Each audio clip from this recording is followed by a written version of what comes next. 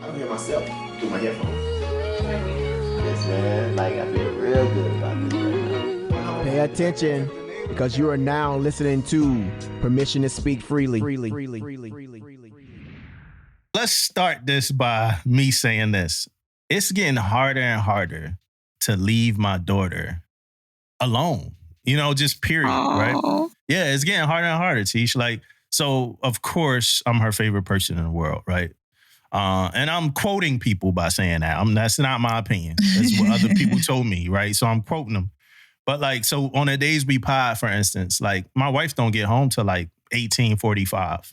And we pod at like 1930, 1900-ish, right? So it's literally her coming home like 10 minutes or something. And then like, it might not look that extravagant, but it takes a little bit of time to get set up, to do the podcast. So but I noticed today, I'm like, damn, man, it's getting harder and harder to like, because when we finish potting, she's sleep or like getting washed up, getting fed, and getting ready to go to sleep. That's pretty much how these days go. So we might shift our recording day soon, just to kind of fit in like that, and also Damon, who got like this crazy skip. Mississippi, I thought, we got Commander Walker on, right? So I thought we was gonna have a little Mississippi connection, but I know Damon's pretty sorry that he can't be here. But with no further ado, we don't go too crazy with the intros. Sometimes we do, sometimes we don't.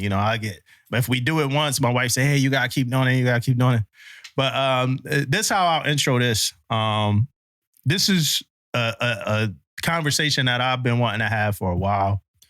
A long time. Actually, when I got stationed in Norfolk, I went to go visit you, so I went to go visit Skipper. I would say Skipper twice. I went twice. The first time I went, man, I had to keep my word. It was raining. It was pouring fucking rain. I remember. So I left my ship. It's like, where you going? I was like, man, go visit commanding officer of the Stout. I left the ship and it was coming down. I was like, nope. I gave him my word. I'm going over there. And what's crazy? When I walked over there, I walked onto a DDG. Right. I immediately, of course, I love DDGs, but I immediately started talking to like junior officers, junior sailors. Like I felt at home. Then I walked into the CO's office. I saw Commander Walker and felt like, I knew him all my career. You know what I mean? It wasn't like a moment of, then he made time for me and stuff like that too. So I want to already start out with the appreciation. Thank you for checking up on us too. Keeping us in line, stuff like that, giving us them pertinent conversations when we need to have it, and really good information when we need to have it. So from back when I went to your ship to visit you, and you making time for me, like he made time. So just rando from another command just coming to the ship, and for the CO to just make time. And it wasn't the one time I went more than once. And every time you made time, and for sure. Tonight, with everything y'all got going on, y'all's schedule, y'all's upcoming schedule and stuff like that, I want to start off by saying I appreciate the fact that you made some time for us. I know it's probably nothing to you. You know what I mean? Normal. This is, what you do. You make time for sailors, but it's appreciated for a commanding officer of an active ship that's actively somewhere close to being into the fight to make time to have a conversation with a couple of chiefs and senior chiefs. So I definitely appreciate you, and I welcome you to Permission to Speak Freely. For the listeners, if you don't know who we talking to, it's Commander Desmond Walker, Commanding Officer, USS Stout. And of course, I'm not ready with the claps. I was about to say, I can tell you was trying to mix the claps in, but it just wasn't flowing right. Like, where they at? Hold on, where they at? Like, what my claps? Hold on, where they at? There we go.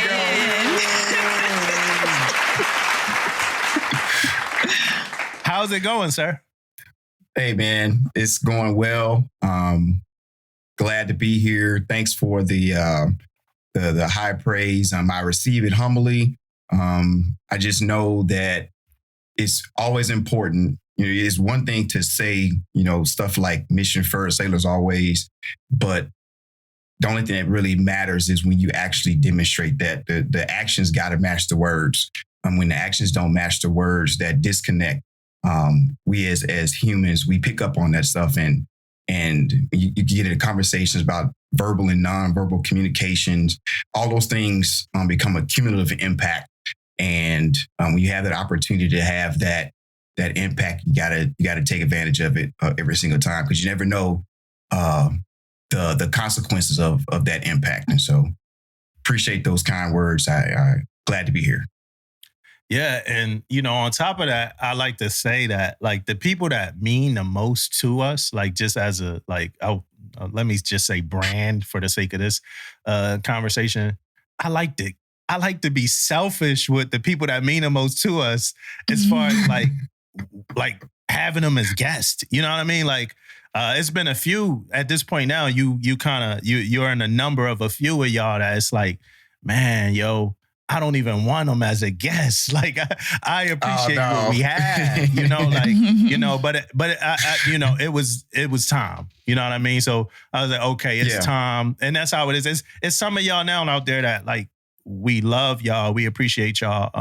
A lot of senior officers too, and we can't wait to get y'all on. But it's gonna be a time, like a perfect time for us. Sure. So, and I hit you up. I remember I said, it's time. It's time to do it. You hit me up. You hit me up a few months ago, and I was like, yeah, we're gonna do something. I was like, all right, okay, well, whenever you're ready. And then it was silence on the net for a minute. I was like, hey, I'm here whenever he's ready. 2024, 2028. You tell me.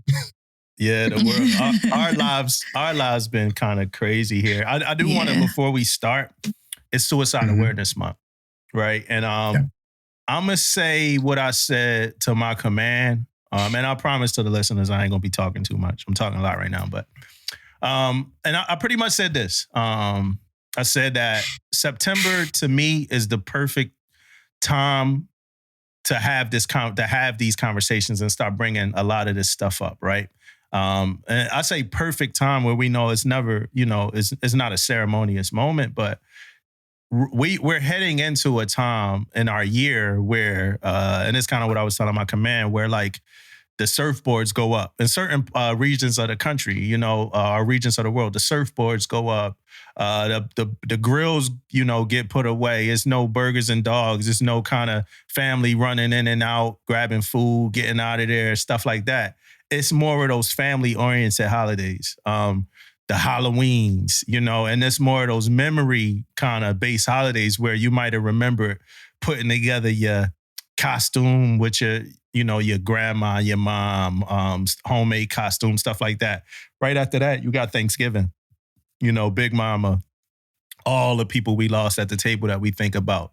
Right after that, we got Christmas, another major holiday for us. And then right after that, we got New Year's, another one, so it's like hit after hit after hit after hit. Yep. And for some of us, right, that might not have been deployed, we have memories, we got family members, we got regrets, we got people we wish we could have saw more of. We got a lot of things that's kind of festering in us at that time. And then for others, we are deployed at these times of the year, and then those thoughts fester. I just said it's getting harder and harder for me not to be around my daughter. I can't imagine now, and I'm gonna have to go through it, but I can't imagine right now a deployment where I can't see my daughter for like 6 months, 7 months, like I'm gonna have to deal with that. It was hard enough, not seeing my wife. I was blowing her Facebook messages up crazy, Teach, like crazy. It don't make no sense. But and so now we heading into these months. So I really do think September is the perfect time for us to huddle up.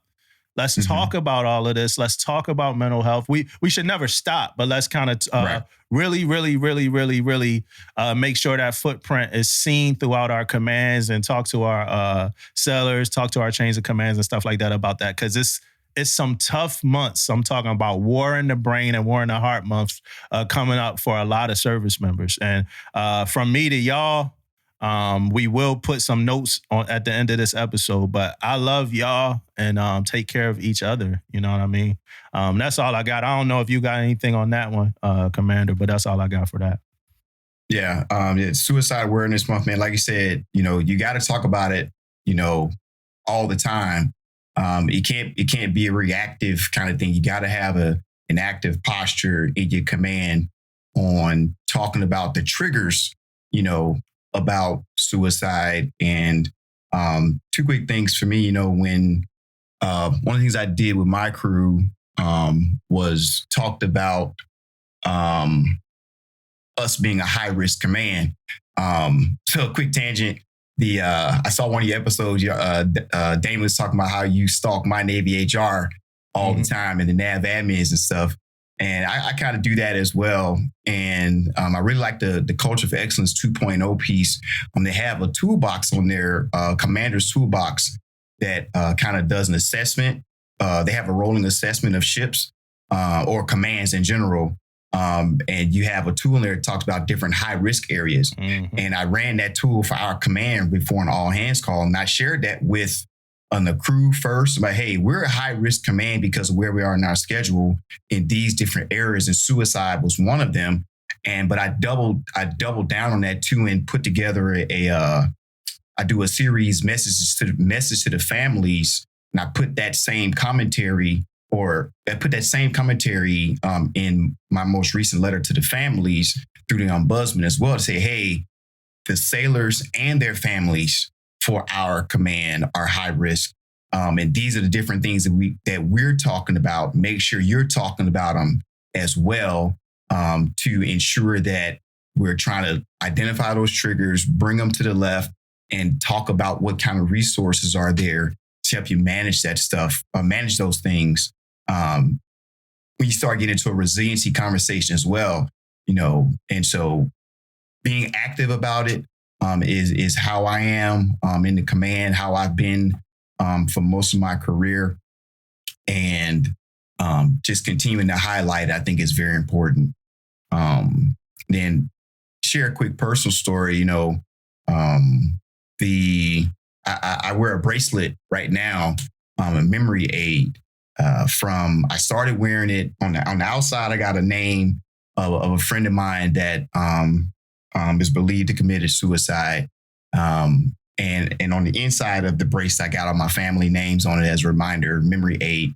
But I've been wearing this bracelet ever since day one of my prospective executive officer training pipeline. And I've committed to wearing it until my last day in command as part of the XOCO Fleet Up process.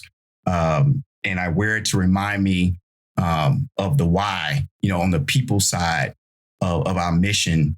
And, when times get tough, I look at that name.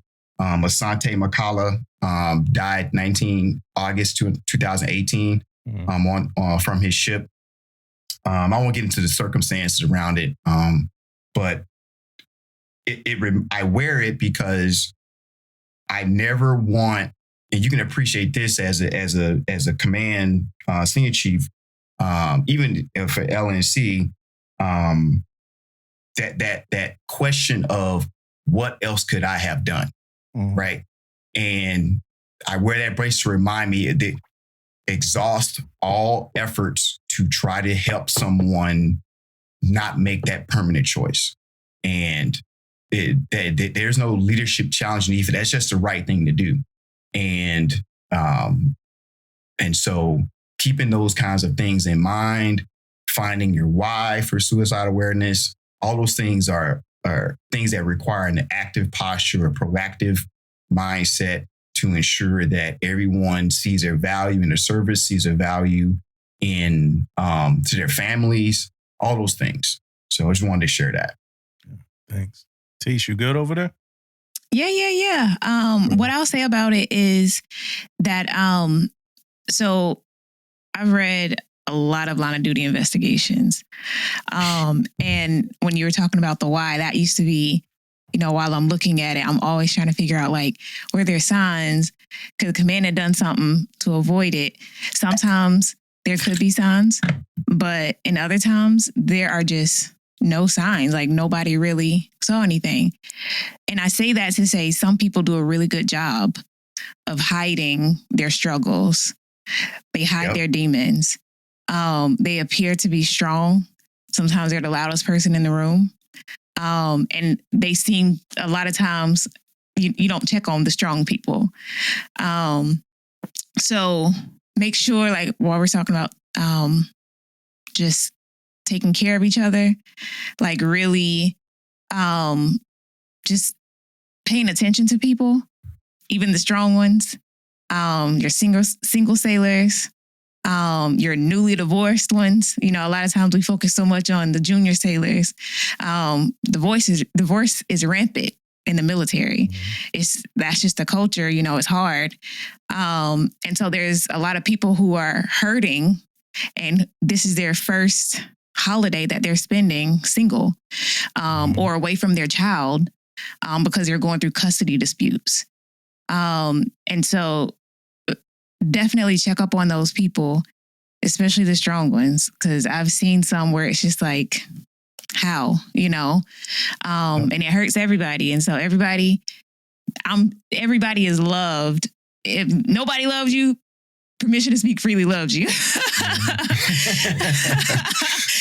But I see the hurt and the pain in the shipmates, you know, as I'm reading these investigations, and I'm like, damn, I wish they knew how much love people had for them. So while we're walking around and we're breathing and we're having this camaraderie, tell each other you love each other. Tell each other you got your back. So don't wait until it's at the end and you're wishing that you could have done something. Yeah. And honestly, like a lot of shipmates just want to connect anyway. You know, we've strategically like not said, remember how we went through me not saying like what command I was at, right? Mm-hmm. Then one day at the end of the episode, I decided to say what command I was at. You know, and one of our guys that been, you know, DMing me, and shout out to him because he gonna come visit. He was like, "Oh man, you said you was here. I'm here too. What's up?" You know, so, he was like, "You told me if I needed you, you know, you still down for that chat." I said, "Yeah, come on through. Let's set it up, man." So I can't wait to. Hey, text me and let's exchange some emails so we could put it on that Outlook calendar, man. Because if it ain't on that Outlook calendar, man, it ain't gonna happen. I'm sorry, but that's kind of, you know. Hey, so you mentioned doubling down when you were talking earlier, sir, and I want to ask you because I think you kind of have a real good philosophy or theory on this. Your thoughts on doubling down, and basically I'm talking about words with works, vice words without any action. Because a lot of times, a lot of people criticize a lot of things that leadership does all the way up, because sometimes we feel like it's just words. Like, hey, it's this month, we got to cut the ribbon, we got to sign the thing, and then that's it. You know, we're going to say we care, but do we really, really care? So how important is it to back up those words with some real action? You crying, Tish? No. I was making sure my face ain't oily. Dang, you blurry. I can't see you that. I can't see you that well. So, you know, this wouldn't be the first time, Tish. Hey, we need to get 2023.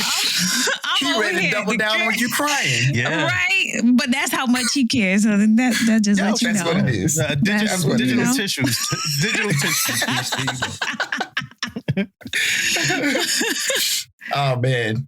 But yeah, so I guess in terms of like Navy putting out policy or like at the unit level, you making changes, what kind of context you talking? So I feel like the Navy puts a lot out for commands to take and do things with. I feel like sometimes, and you talked about this on the episode you did on proceedings, but it was specifically about the African-American experience being a sailor in the Navy and stuff like that, with us just putting out policy.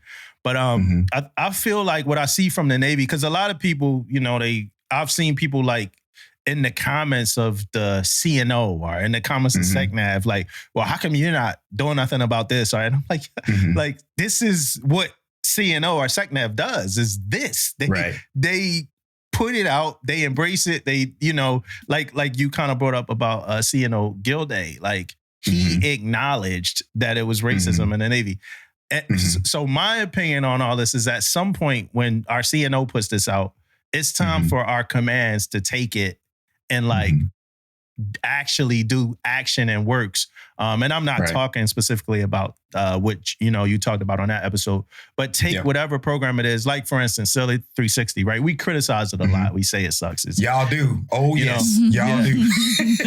But honestly, Sailor 360 was given two commands to do as you want to do with it. So it's up to us. So that's kind of what I'm saying is I hope it's kind of making sense now. Like, I'm with you. How important is it to latch those words to some actual action coming from your perspective as a commanding officer? Yeah. I would say, it's the typical, it depends, right?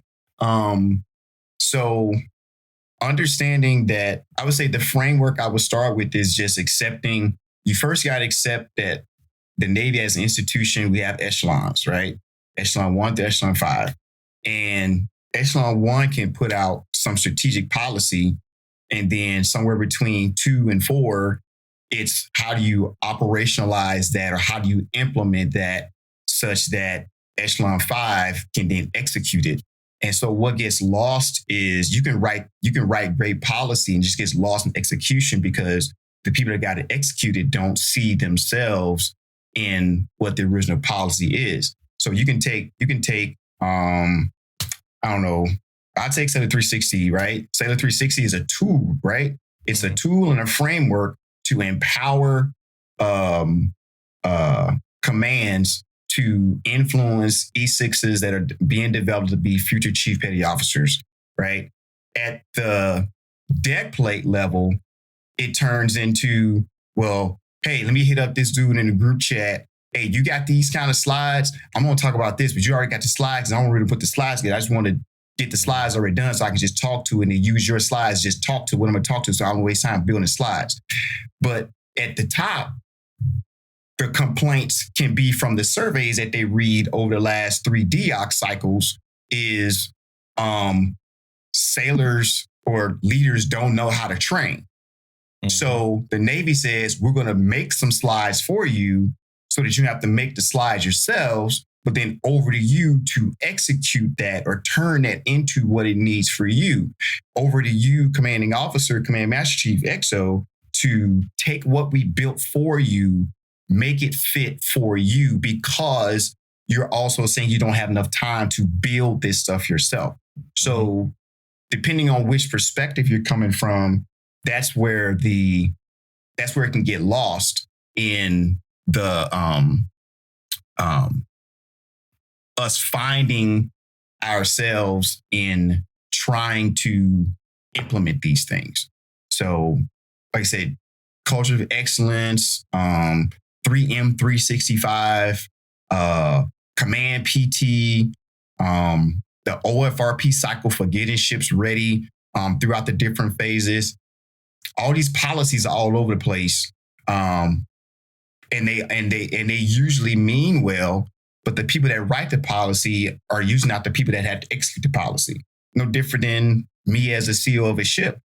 I'm going to take some Navy policy, and then I'm going to write a command policy within that, and then. But I'll get the CO suggestion box comment that says, "Well, Captain, the Navy policy says this. Are we doing something that's more restrictive? Why are we doing it that way? Why aren't we just following Navy policy?" Well, I got my reasons because my mission execution at my level is tied to something bigger than what you are doing in your division because all anyone sees outside of this is our command. Our command is this or our command is not this. And it may affect the CS rating, but it may not affect the EMs. It affects the ETs, but it won't affect the ICmen, right? It affects the GSMs, but it won't affect, the OSs. And so when trying to take the big Navy stuff and then find out where you fit, Get Better is another good one, where, okay, we built all this stuff, but the surveys say, well, the deck plates still don't know what Get Real, Get Better mean. Well, why is that? That's a rhetorical question. I have my own thoughts on it, but that's how I look at it from a big Navy policy trickle down kind of perspective. Yeah. You made me think about EOSC, right? So like, Oh gosh, man. you made me think about EOSC. See, I'm not gonna touch EOSC. I ain't been to a command yet where like EOSC get brought up and people like just Roger up. You know what I mean? Like when EOSC get brought up, people start looking around the room. I ain't gonna say which command, but one of the commands I was at, we just had the binder that said EOSC. Hey, EOS, look, even me, I was an EOS lead and I did it. Like, you'd be like, hey, can we talk about EOS? It's that computer. The computer program messed up, so I can't start. You know what I mean? But Right. EOS, I ain't seen people like, it's people still don't know what EOS, and I'm like, and I keep on like, did we just waste money? Like, these people were like very, very like passionate about this training. Yeah. When I went through EOSC, I had a question. I think I might have brought it up on this podcast before, and they couldn't answer my question. And I almost felt like the men in black was going to come grab me up and take me in the car if I kept pushing this question. But they couldn't answer it, right? And it had a lot to do with like seagoing ships and ships that already got high stress and high, I'm like, what happens if I go tell my CO, hey, the command is stressed out mid-deployment, like mid-deployment, we firing missiles. It's like, hey, sir, the command is stressed out. Shit, senior. Right. And welcome to the conversation. Right. Like, where you been? And they couldn't give me really good, info. Then the stressometer didn't work, stuff like that. And then it was like, okay, this thing just kind of, and then it was like they had put it out in like 4 months. We needed to have it inculcated into like every command, and then it kind of died out. And people don't really, you kind of just don't talk about it. Like, hey, we just need somebody on a CRT. Like hey, I'm just being honest. That one, you know, I'm just being honest, and so now let's make an umbrella and put all this stuff under the. I think it's a good idea, and I hope it works out. But like some of these things do need to get under the umbrella because they were competing interests, right? Mm-hmm. And I had found some space to vent about EOSC again because I told those instructors, I told y'all like it was gonna be like this. Y'all like, what? So I want to go back all the way back, right, to Mississippi. I want to say curriculum or what? Yeah, and this is what like this 96 because now you've been at what is it 27 or 28? 28. So did you see 28 years in the Navy back in 1996? Man, I had my one contract. I was going to be one and done. Uh-huh. Did you know what you wanted to do? Like, did you already like know what you wanted to do after the Navy? Nope. I joined the Navy, get out of Mississippi. Oh, for real? Because here's the crazy thing, right? So I went to school, Mississippi School for Mathematics and Science, my junior and senior year in Columbus, Mississippi. And everything was advanced placement classes, getting you ready for college, all this kind of stuff. And great experience. But towards in my last semester, I was just like, man, I don't really feel like going to college right now. And just straight up, recruiter did the school visit and was like, hey, yo, you want to come take this test or you want to go to class? I'm like, I'm going to take this test real quick, get out of class. Right. And, did really well on that test. And then it took the nuke test, passed that, and they come up with this. I remember like it was yesterday. Brought this black binder out with a long list of all these benefits for going nuke, enlisted nuke. And I was like, nah, y'all can keep that. But I like electronics and dipped into the advanced electronics computer field. Had no idea what it meant. It had electronics and it had computer in it. So February 96, I dipped in, graduated in May, took a month to go see some family. And July 9th, I was getting off the bus at Great Lakes. So what was your rate when you were enlisted? I ended up going selected ET, electronics technician. So just ET, not ET nuke? Nope. Okay. I was a radar. Ended up becoming a radar tech, working in combat systems on my first ship. How'd your family feel about you joining? So yeah. I told my mom I was joining the Navy. and I'm going to boot camp in July. Dang. That's how they found out I'm going. Yeah, because this is like right after school. Okay. So right after June, Right. I'm out. Right, exactly. So there was no family discussion. It was just like, and I'd always kind of been that way, you know, summer programs. I was always, you know, summer jobs, and I always kind of did my own thing. I knew I wanted to do something, just didn't know what. And the Navy kind of just fit. And so once I joined, got through boot camp, got through A school, got to my first ship, and we deployed soon after I got there. So it was like, I was just going for like 2 years. And, you know, in the middle of all that, still got married and had a kid too, my first kid. And so those first 2 or 3 years, I think I was just living day to day, man. I really didn't have a plan. So how did being from Mississippi impact your outlook, right? And this is as a Black seller, right? That's the question I'm asking. The reason why I'm asking this question is because ever since Damon started saying Mississippi stand up at the end of every episode of our podcast, I find articles on Mississippi, like bad news, you know, just to kind of, just to hate, you know what I mean? So I find like bad news on Mississippi. And a lot, y'all, like it was like the bodies like buried, like all of these like cops like burying bodies and all this stuff. Oh yeah, I remember the episode. Yeah, and it's a lot. But a lot of what I find about Mississippi got to do with like racism, like extreme like stories about racism and stuff like that. So, you know, I'm wondering if like that had any fuel to your outlook when it comes to being an African-American seller in the United States Navy.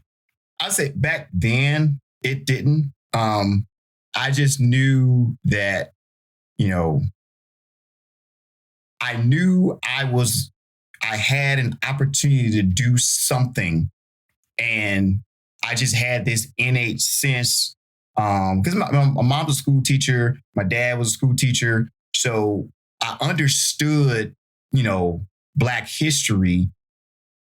I didn't understand how I was connected to it, but I knew that whatever I did, it was going to matter, no matter how big or how small. So I had that sense.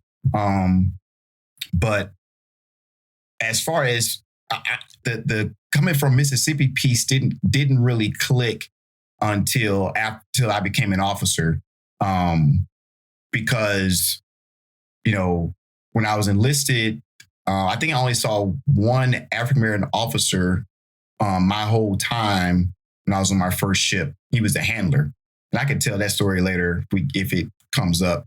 And so I knew about the officer program because I want to say I had an opportunity to have an ROTC scholarship to Mississippi State, but I didn't follow through it again, the college piece. But the actually repping Mississippi or repping what all that meant, or at least appreciating it, didn't really hit me until maybe 6-7 years in the Navy. And so, but you know, I embrace it proudly now, as I've gotten older and wiser, and just have a greater appreciation for my particular story, for sure. Yeah. Did you experience any like racism before joining, like in Mississippi?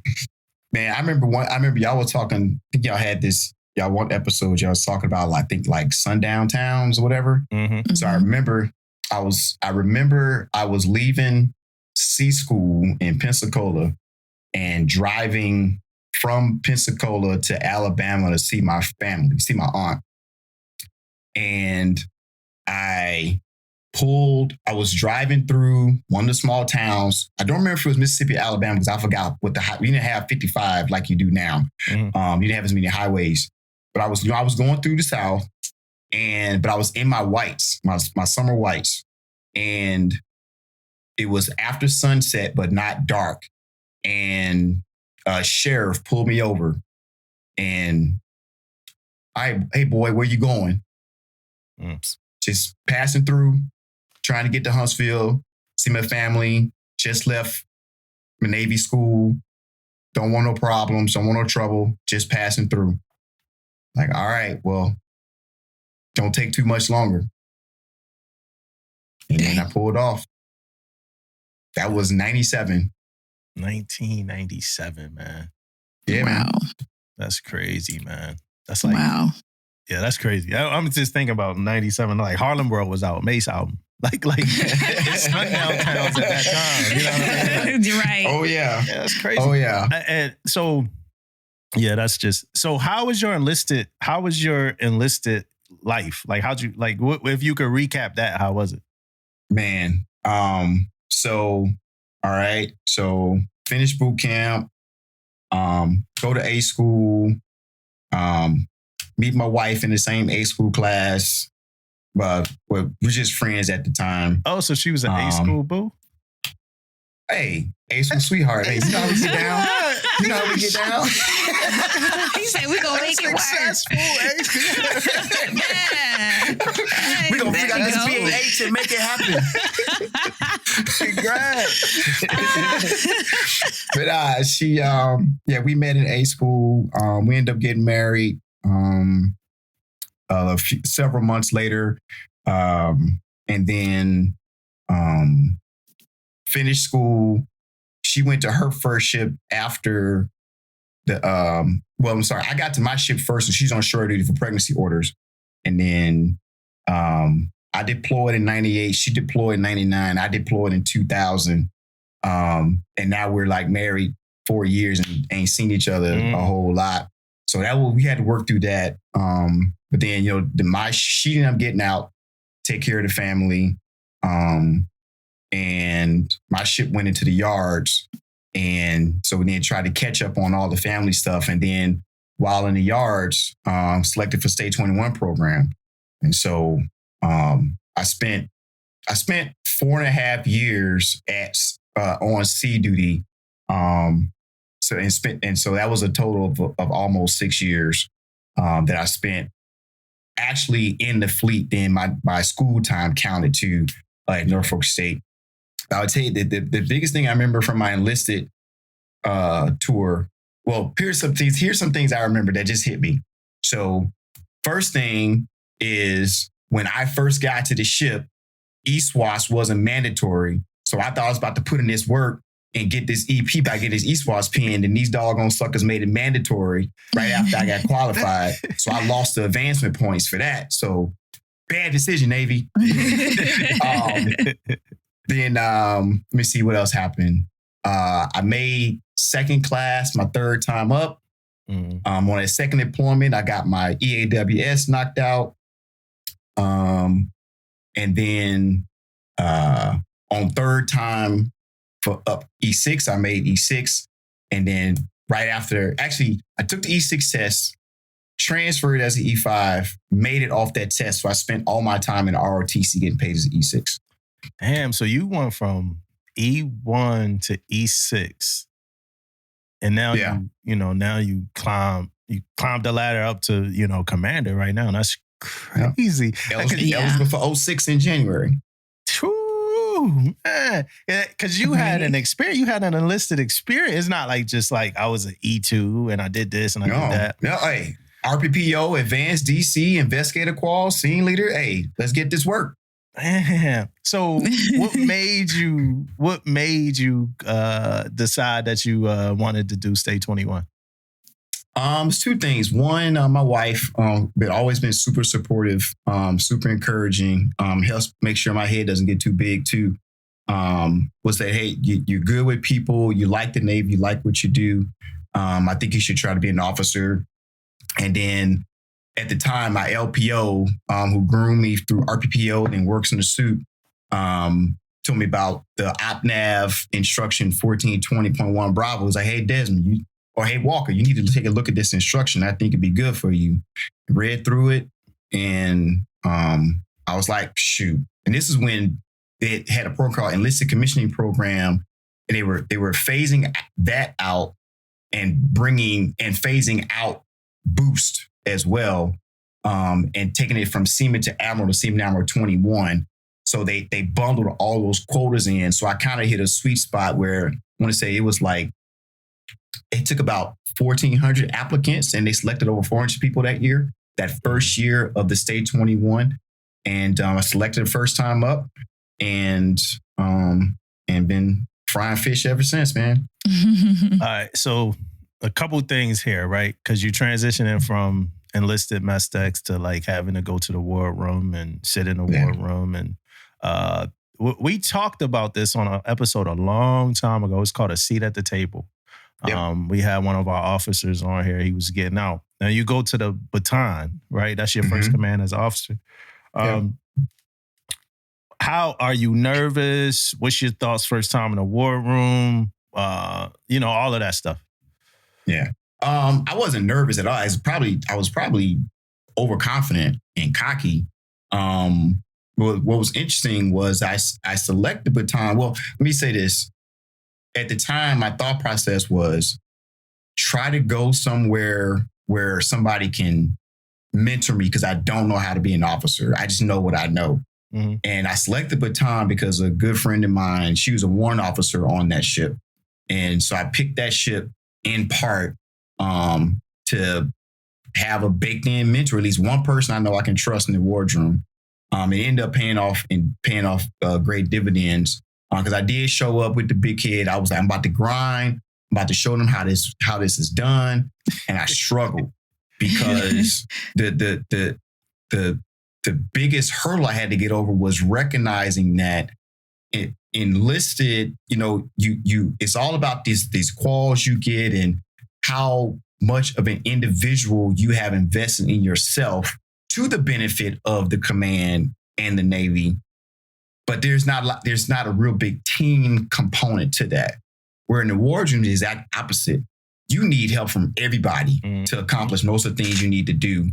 And if you think you're going to be successful by yourself as a junior officer, you will fail. Yeah, you can not do anything stupid and make lieutenant, make 03 in 4 years, but you're going to miss out on 4 years of team building, on mentorship, on potential advocacy and sponsorship, all because you self-isolate on the front end. And that's the piece that really made the difference for me in that first tour. I remember my XO at the time, he made me the George Ensign Junior Officer of Car and Guidance. I was like, man, I'm prior enlisted. I don't need this extra stuff. But it ended up being the best thing for me because it humbled me, right? It let me know that to be a good team player, sometimes you got to learn how to follow. And that experience then ended up being the Bull Ensign too. It allowed me to earn some credibility in the wardroom. Even though I was an ensign, it still allowed me to connect with different places throughout the ship that I normally wouldn't do as a divo in deck department, right? And so, and that wardroom transition was real. And it was tough and it was real. It took me a minute to qualify OOD. Matter of fact, I had 3 OOD boards and two SWO boards before I finished up, because I had to get out my own way on the front end. Yeah. Dang. Any like significant outside of like everything you just said, any other significant experiences on that first tour as a divo? Other than almost running into another ship as OD. Oh, shit. That was pretty influential. I say two. Let me see. First thing I remember is, as being second division officer, being a part of the team and the crew, when we were the first ship to show up on scene for Hurricane Katrina. Mm-hmm. And this was when the navigational aids were out of whack, so you couldn't travel up the Mississippi River. And we ended up being the hub for a coalition of forces to provide those resources, rescue and assistance, providing food, food. I was on engineering for a second, power, air, and water. Food, water, rescue and assistance. And we did that for like the first 3 weeks before Iwo then, I think it was Iwo Jima, came and relieved us because we went on the way for Unitas down south.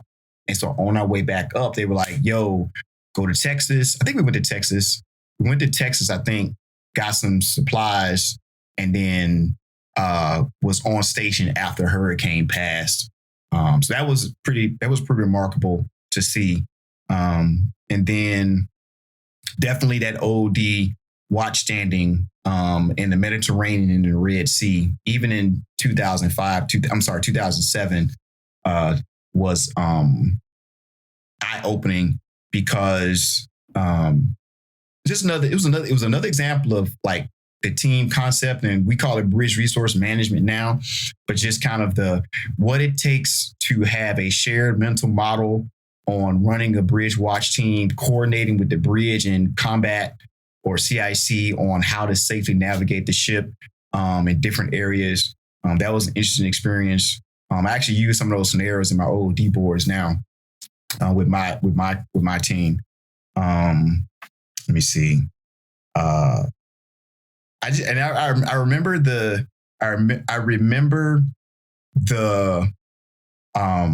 wardroom being very, I don't say close knit, but they were always willing to work with each other and help each other move bears. So I had a good first look at a high functioning wardroom, one that worked well with the chief's mess from my perspective. Mm-hmm. And then, in my division had a BMCM, had a CW05 to really mentor and guide and, hit me upside the head when I was doing something stupid.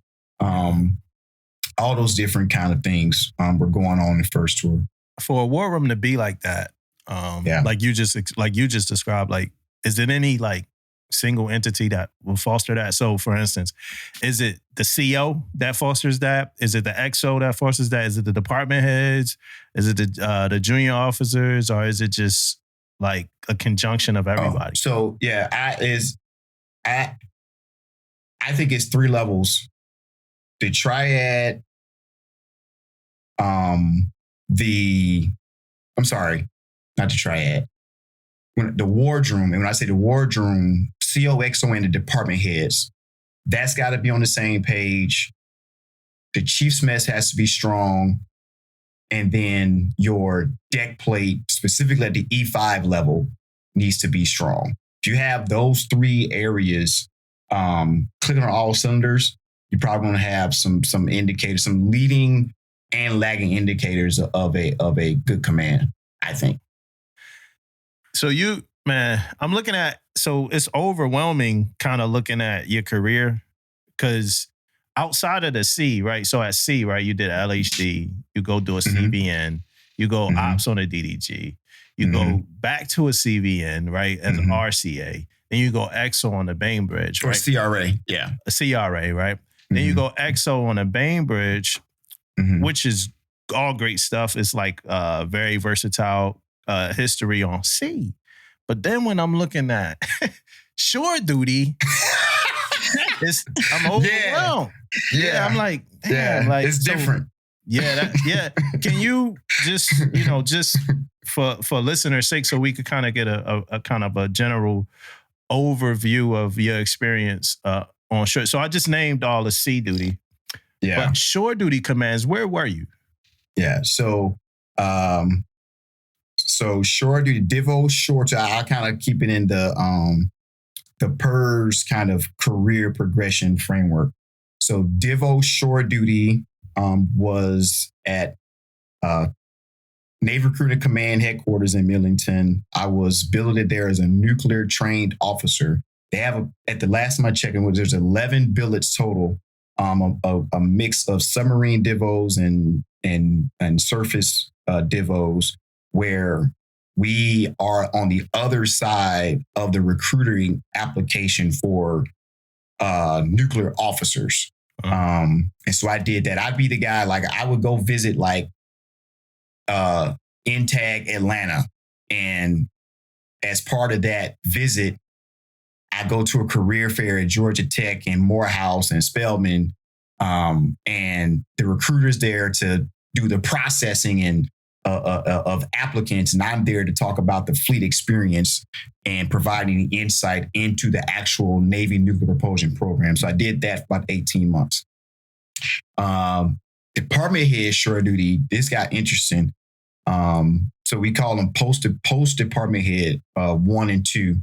So my PD 1 was in OpNav. So you're on the staff of the Chief Naval Operations. I worked in N95 expeditionary warfare.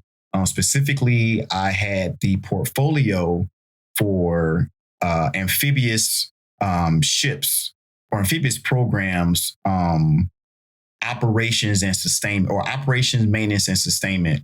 A budget of about $8 billion as a part of the president's overall budget each year. And in that role, as that section head, I had a team of a mix between myself, a Navy Marine, active duty and defense contractors, and government service workers, where we work the programs of record that are assigned to all the L-class ships, with the exception of LCC and LCS. Mm-hmm. And so basically most LPD, LHD, and LHA. And I was the guy that tried to get all the funding for all the CMAVs and for all the SRAs and ISRAs for the amphib ships, all the parts and stuff that they needed for that. Did that for about, I think, 14 months. During that tour in the building, in the Pentagon, I was I moved over to work specifically as a special assistant to the CNO, Admiral Richardson at the time, in his last year as CNO, as part of his, we called it the Z team. Think of it like a commander's action group. And specifically there to work with naval integration, work on naval integration concerns between him and as a liaison to the commandant of the Marine Corps, who also had a CAG. And so where we worked it, there was a lieutenant colonel that he sat in the COs, in the CNOs. He sat on the Navy side, and I sat on the Marine side. And we kind of tried to bridge the gap on different initiatives throughout the Marine Corps and the Navy that tied to naval integration. We got some good things pushed through. So that was fun as well. Learned a lot there. Learned a lot about the corporate side of the Navy. And then ended up with the PD3, where I, after I screened for command in second look, which basically I had achieved the milestone, but based on my lineal number, I wasn't ready to actually get orders yet.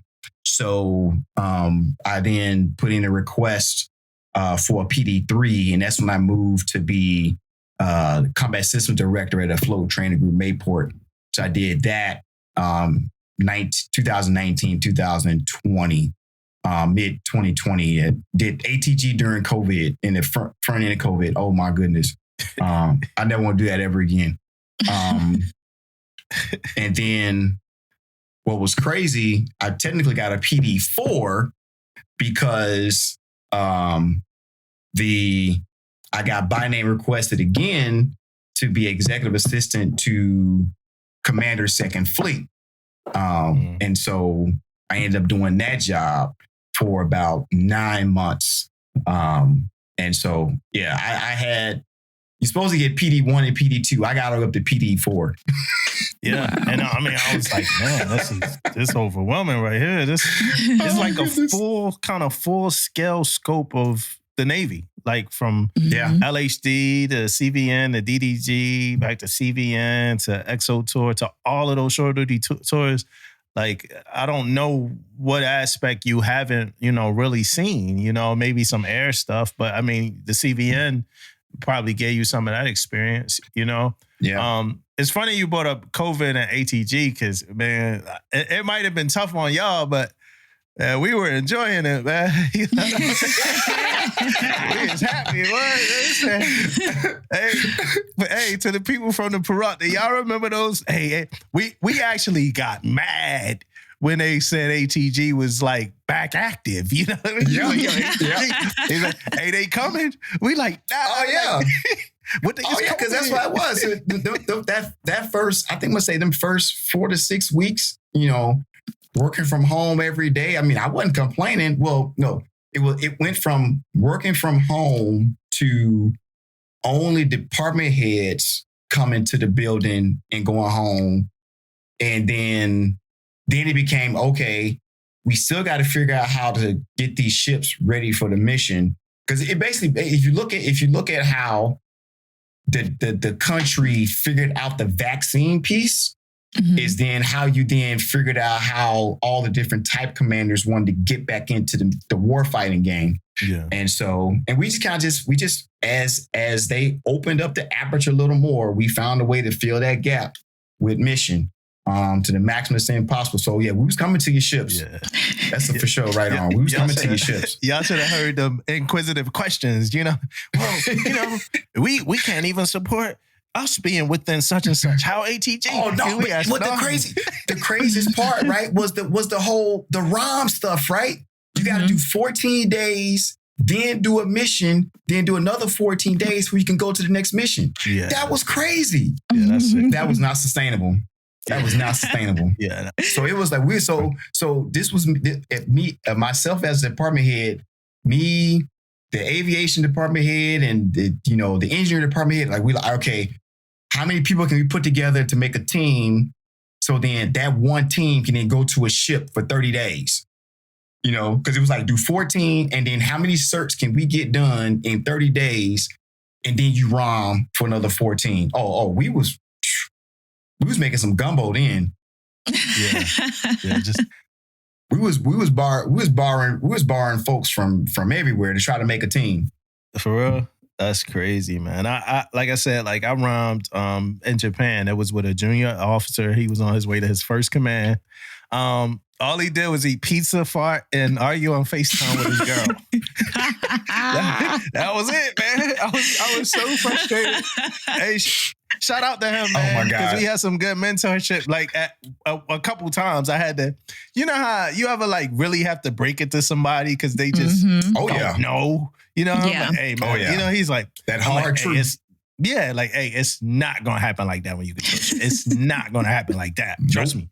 And then now he was happy. He was like, well, thanks. You're giving me like some ground level. I'm like, yeah, man, you're not about to go there and do this and do that and do this.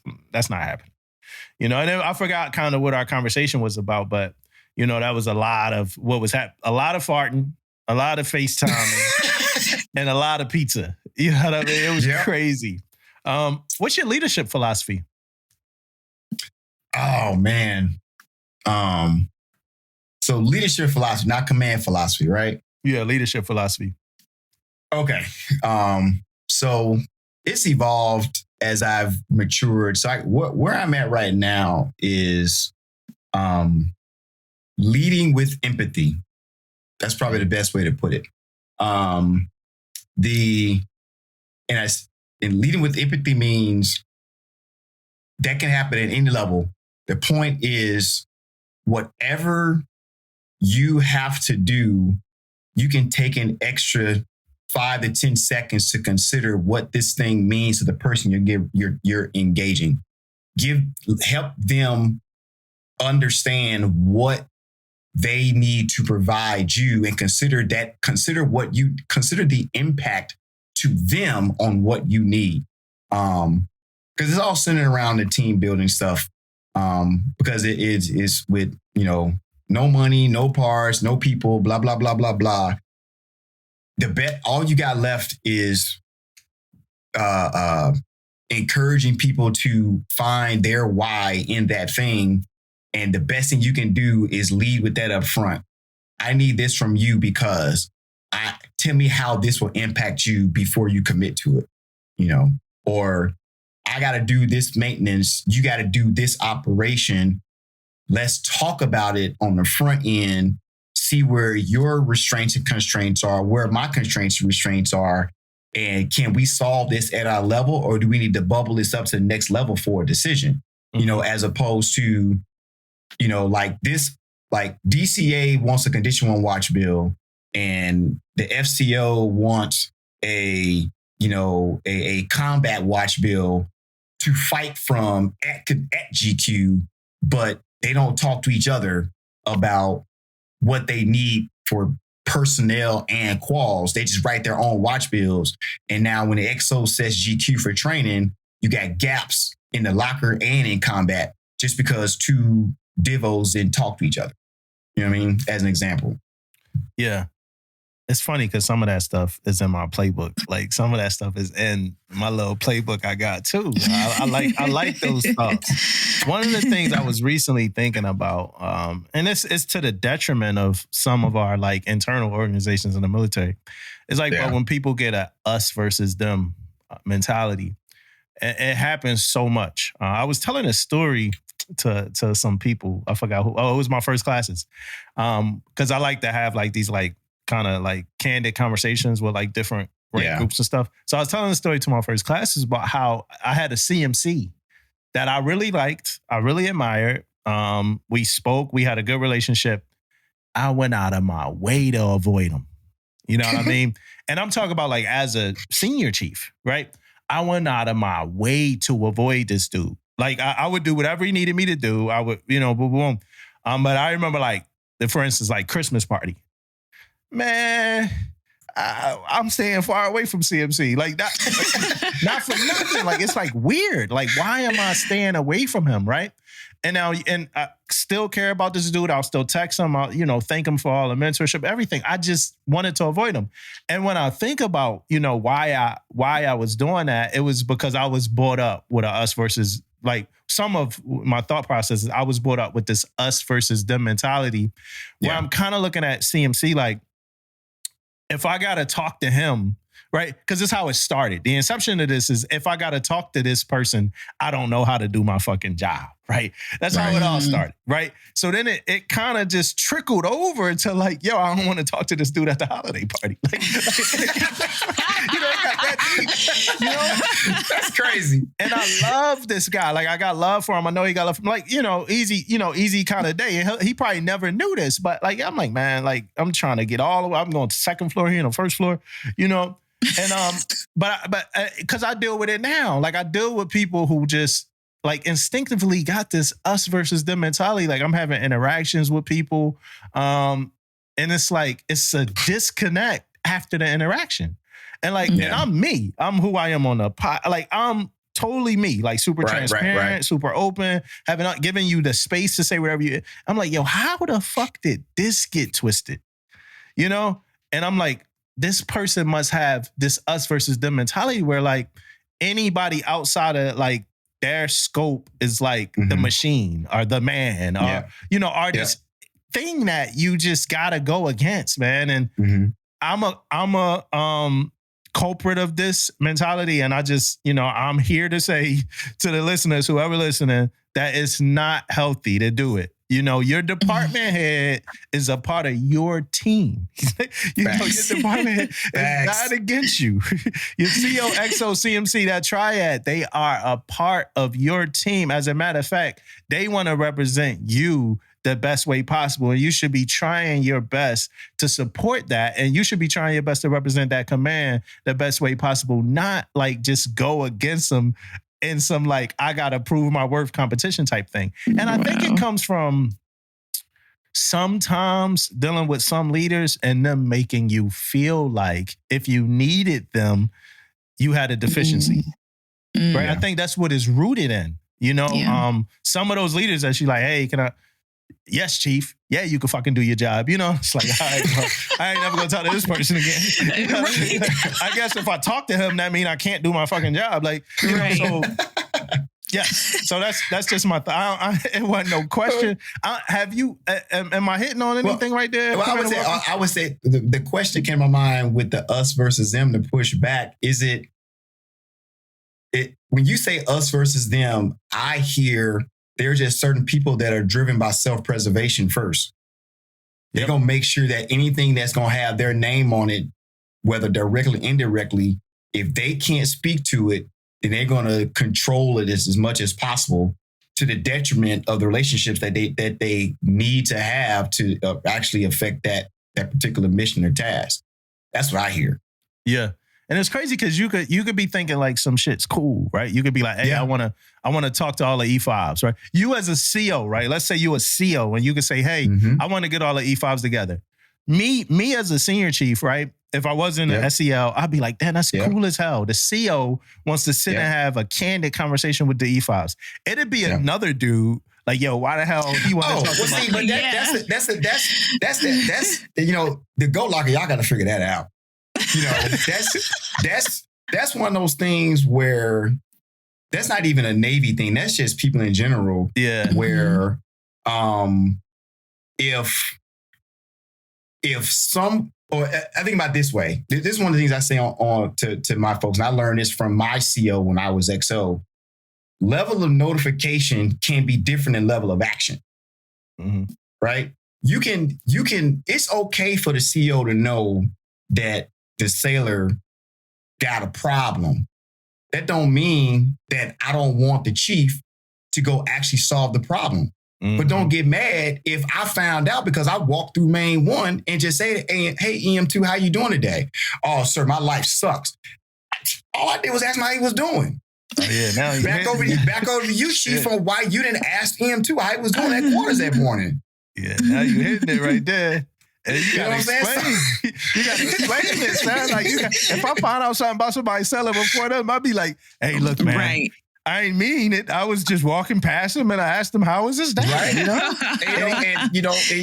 it's my prerogative, to say, "Hey, sailor, come see me and let's talk about it," or "Hey, CMC, pass to LCPO. This is what I found out. So I'm gonna pull the string." The chief and sometimes the divo or the department, you gotta accept that reality that, if I'm the CO for everybody. All this other stuff, chief is administrative leader, divo, administrative leader, department head, administrative leader. You're billeted there to be the EMCS. You're billeted there to be the ops. You know how I know? Because that's what it said in your orders, and that's what it says in the ship's manning document. That's why you're here. From the warfighting perspective, we just so happen to have an administrative chain of command to align with this operational chain of command.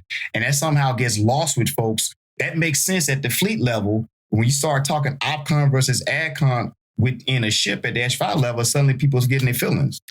Yeah, I feel like at this level, I watch just ego battles like all day, like all the time. Just ego. All the time. Y'all know this is all just ego, right? That's all this is. Get rid of your ego. Everything could be for real, man. Hey, sir, how come did you ever go to the Chafee?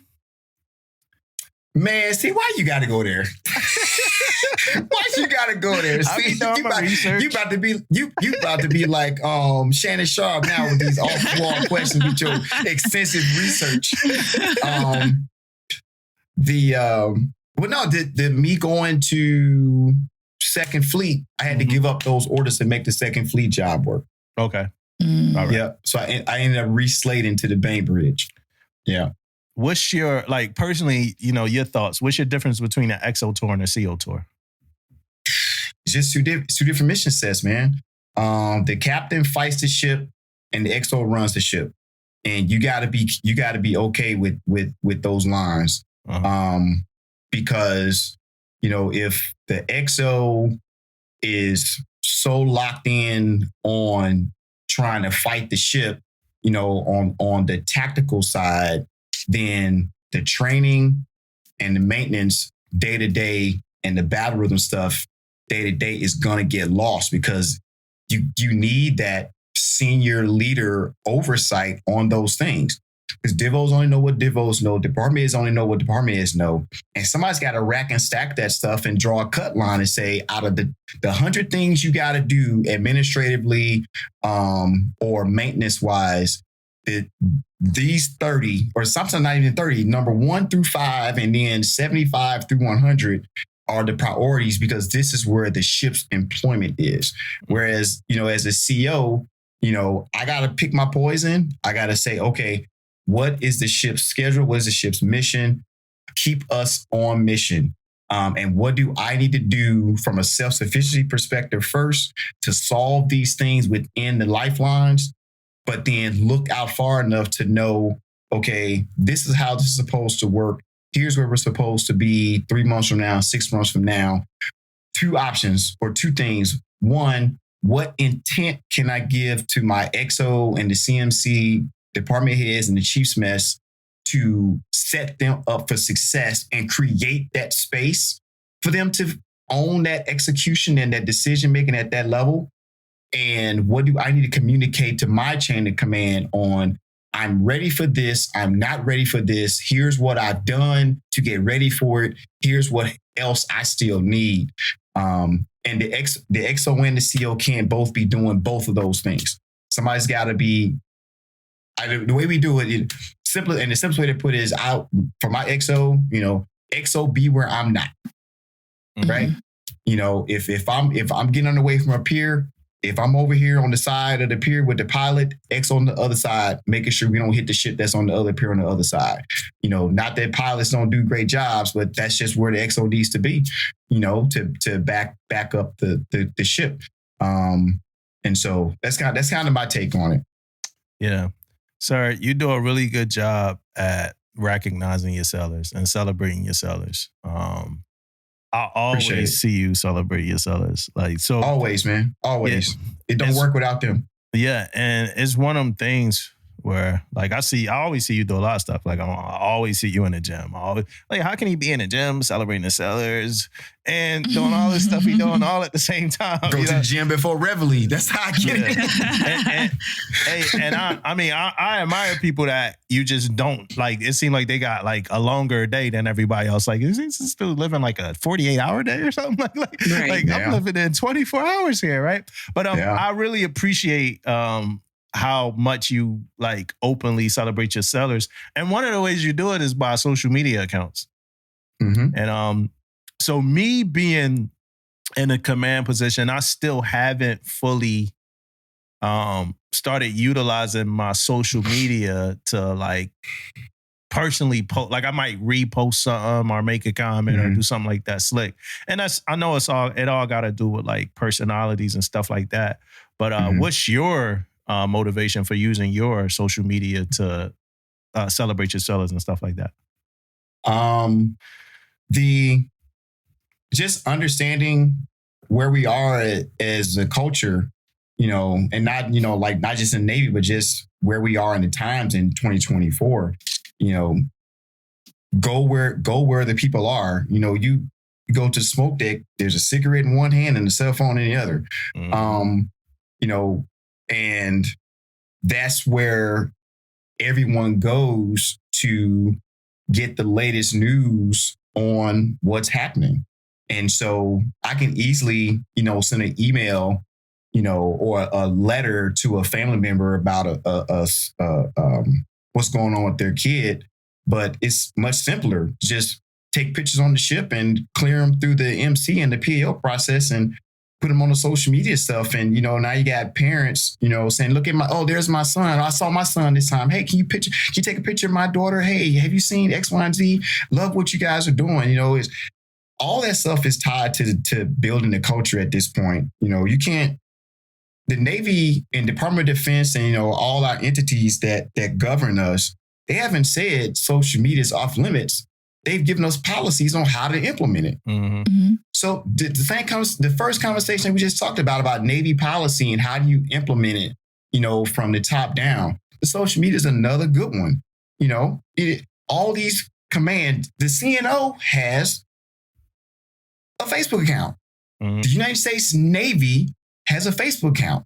So why can't the ship have a Facebook account? And why can't it be active? Why can't we promote the messages we want to promote?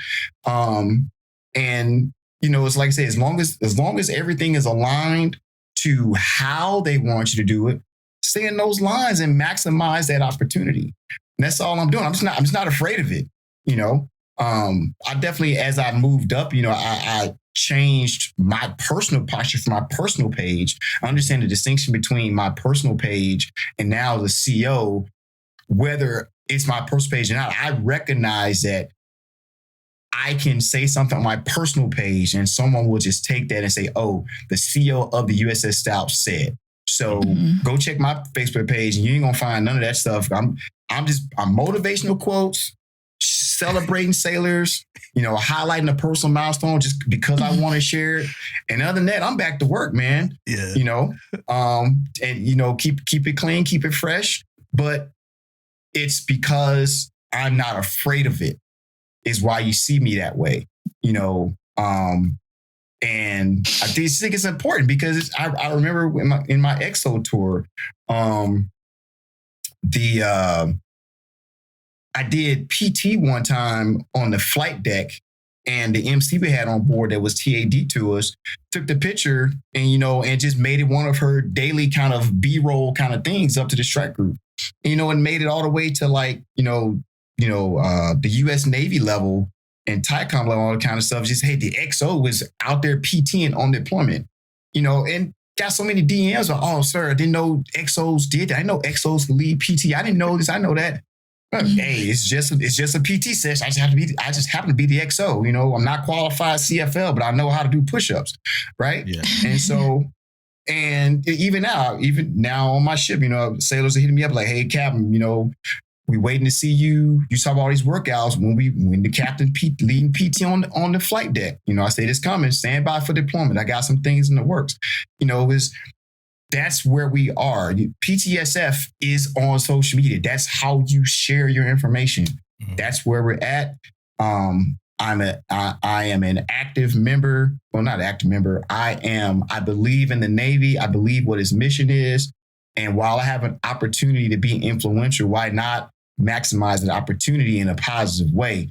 Especially when we talk about how recruiting and retention is bad, and you're going to fault me for celebrating good news stories. I'll take that any day of the week.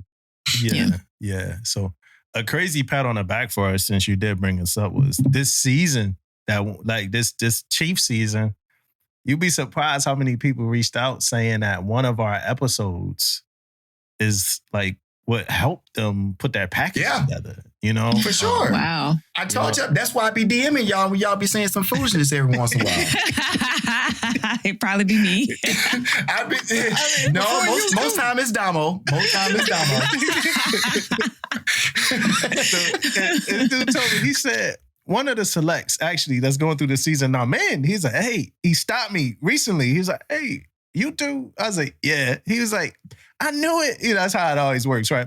But he was like, I listened to y'all episode about putting packages together, and I took notes and put my package together as I was there. He's like, I probably listened to it 8 times just back and forth. Yeah. He was like, it was the fuel for me putting my package together. And he wasn't the only one. It's been a few people reach out, and I'm like, damn. And we always wanted it to grow in that way to where it became a real thing that people could reach out and touch.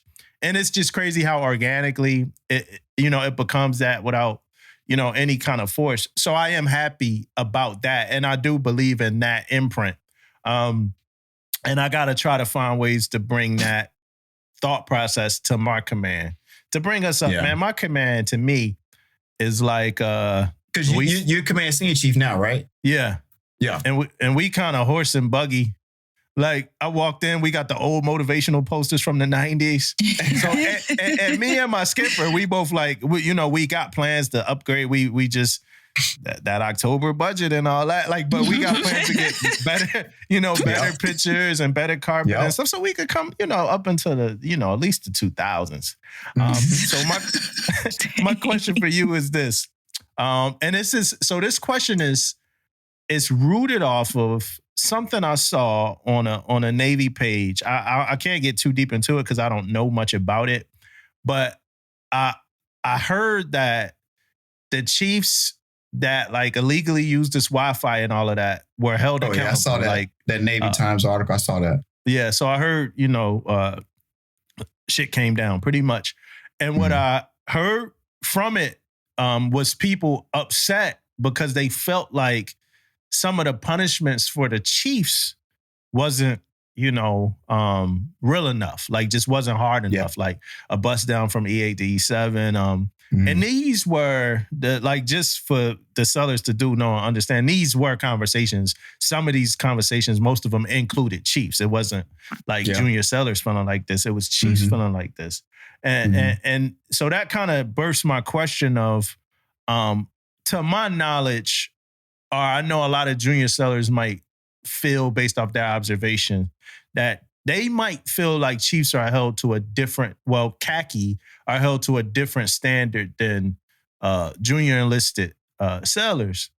I got a different opinion. I think we kind of bust through this in one of our previous episodes with the junior sailor, but I never got a CO's perspective on the difference in accountability held between khaki and junior sailors. So I hope that, kind of bundle of words all make sense. But I'm trying to get what your perspective is on why it might look like, well, whatever your perspective is, period.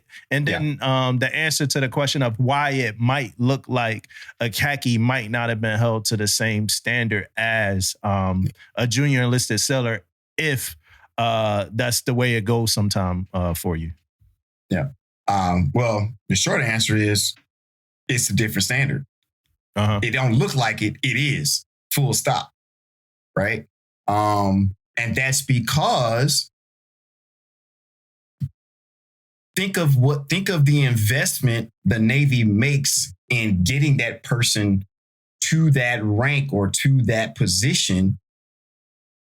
There's years of experience in some regards. Even when you look at a junior officer, there's a significant financial investment in putting them there.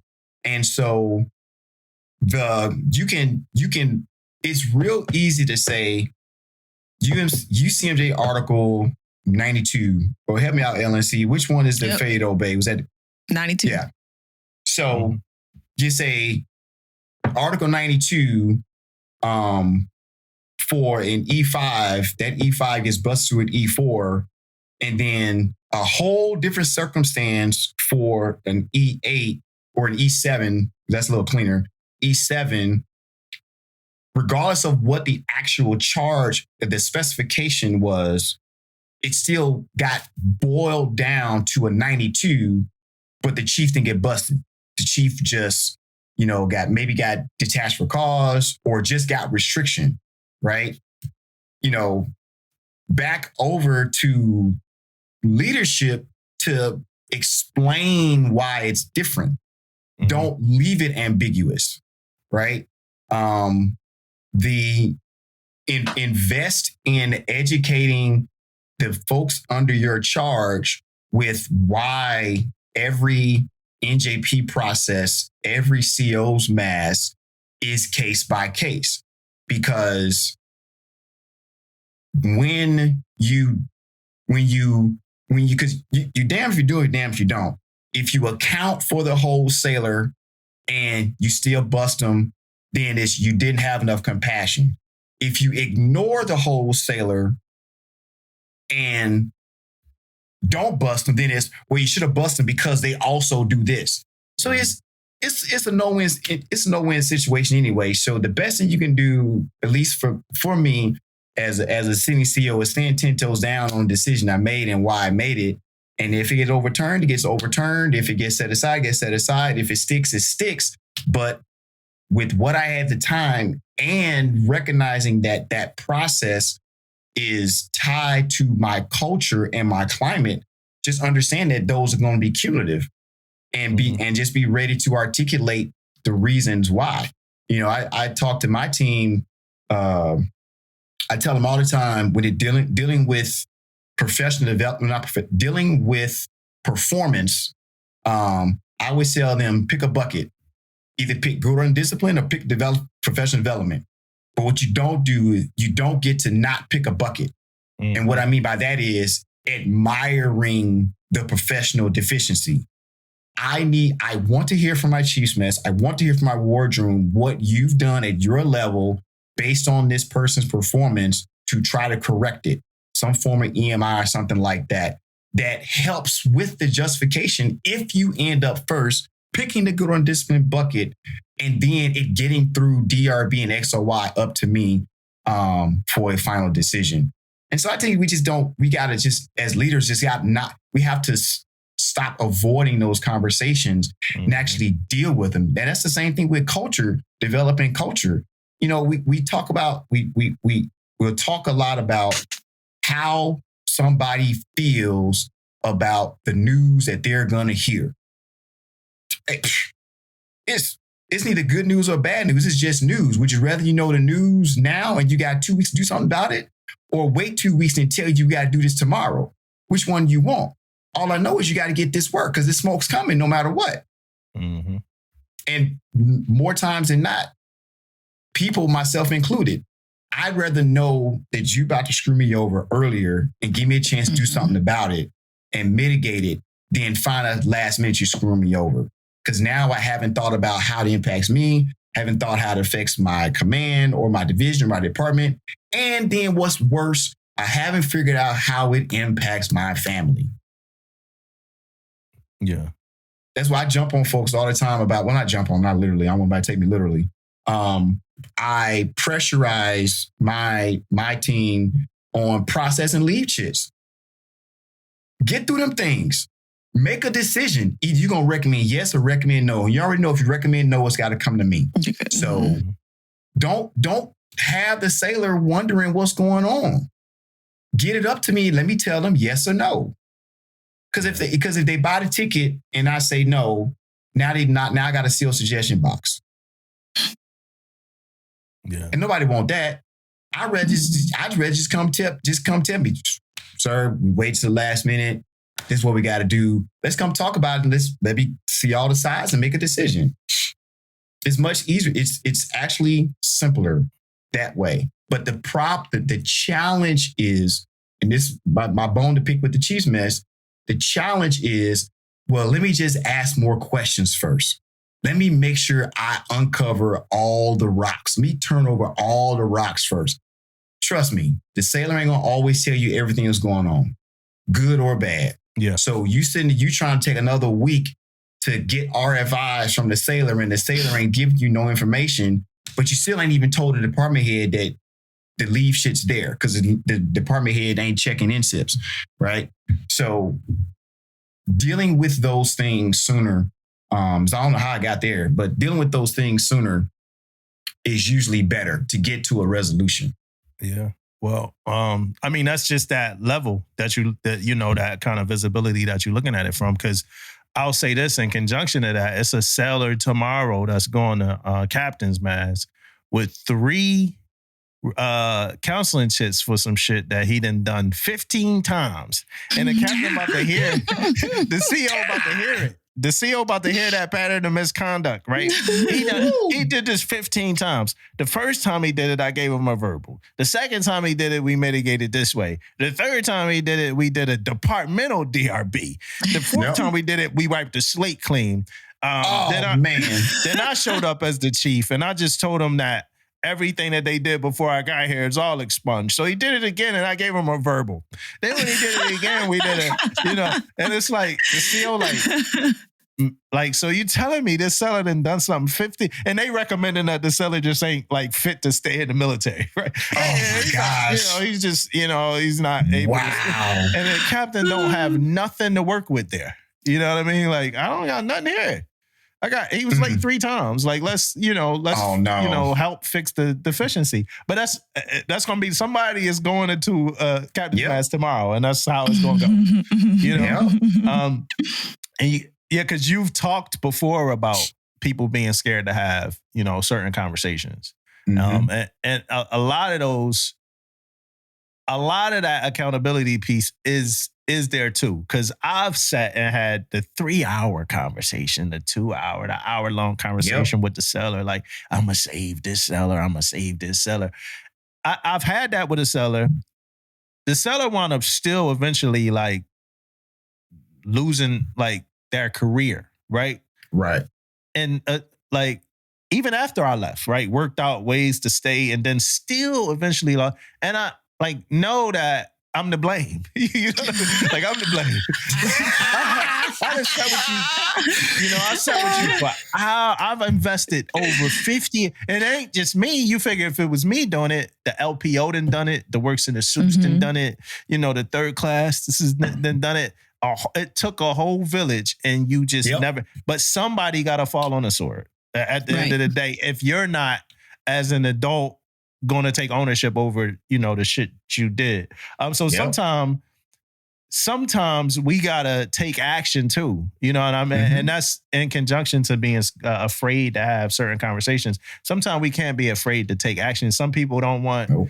Some people don't want to send their sellers up because they want it to look like they got like everything together, like they got the division together. That's, so. and Right. all the while, the day-to-day stuff is falling apart.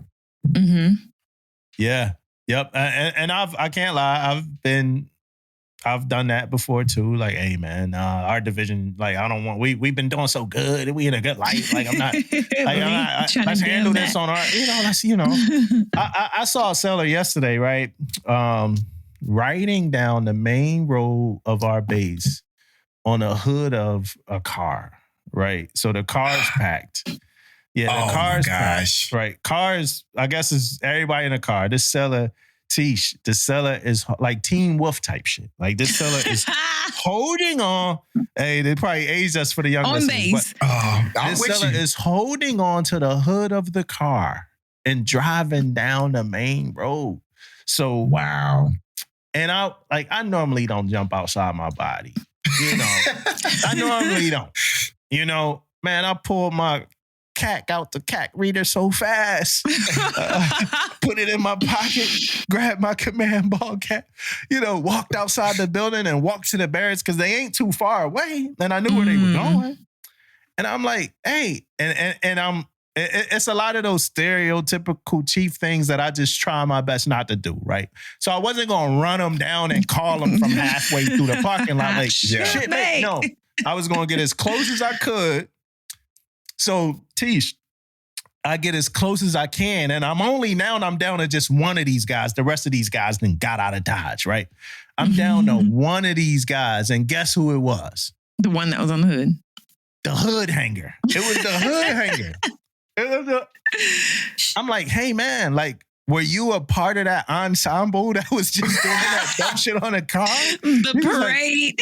He was like, yeah. He was like, I was the one on the car. I was like, all right, let's go on a tour. You know what I mean? Oh my gosh. I'm not going to kind of get into like everything that happened, but I took him on a tour and I showed him like, hey, this is the headquarters building, this, that, and on the back end of it all, I go back, I talk to my CO about it, because I just like saying like outrageous things to my CO, right? Hey, you know what I just saw?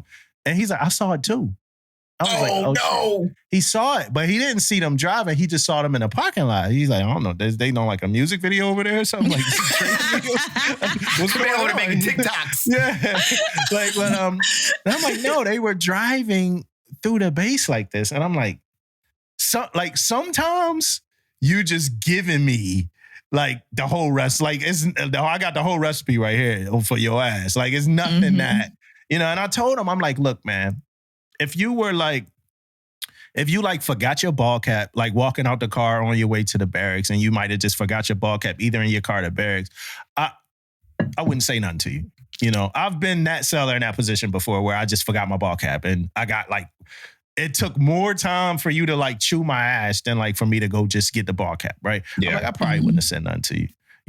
If your blouse was like weirdly going from the car to the parking lot, I probably wouldn't have said nothing to you. I'm like, but you decided to ride on the hood of a car. I'm like, I can't not stop you for this one, man. You know what I mean? So, that was that. That's just, I had to get that one off. That's an interesting one. That was interesting. I wonder how you would handle that one. Oh my man. Oh my gosh. It would not have been pretty. Yeah. Yeah. Cause it's like, what's the excuse? That's just outrageous. Right. That's right. And, I've had this question for a while and I think it's been answered now as far as what a loss of confidence is. Tish answered that, but we get it so much, right? So I do have a question for you. And so I got some facts here, right? So the John McCain CEO was recently fired, right? Mm-hmm. And I promised that I wouldn't say any like personal jokes or anything like that based off one of the last episodes we did. But somebody in the comments, they DM me, it's not mine, guys. And they said, I wonder if he saw it coming, right? So this is what I said. I responded, I said, who knows? It's a CEO firing, boom, boom, boom. And he said, you didn't get the joke. And I said, you're a fucking genius. I'm tracking. I said, you're a genius. And I didn't. And I was trying to be professional. Stuff like that. But I'm going to say this. I believe I've read an article, and that's all I can say is I read an article, because this article could be completely wrong because some of these people sources are not that great. But it said that 16 COs were fired in 2023, and it said up to like this point this year right now we had about like 12 or 13. And my question is, for a CO getting fired, like how wide is the metric in whatever that sample size got to be to determine like, hey, this, like, we lost confidence in this person's ability to command. I've always been under the thought process that it's probably hard and it probably takes a whole bunch of different like incidents in order for this to happen, or maybe like one super major one. But just from your perspective,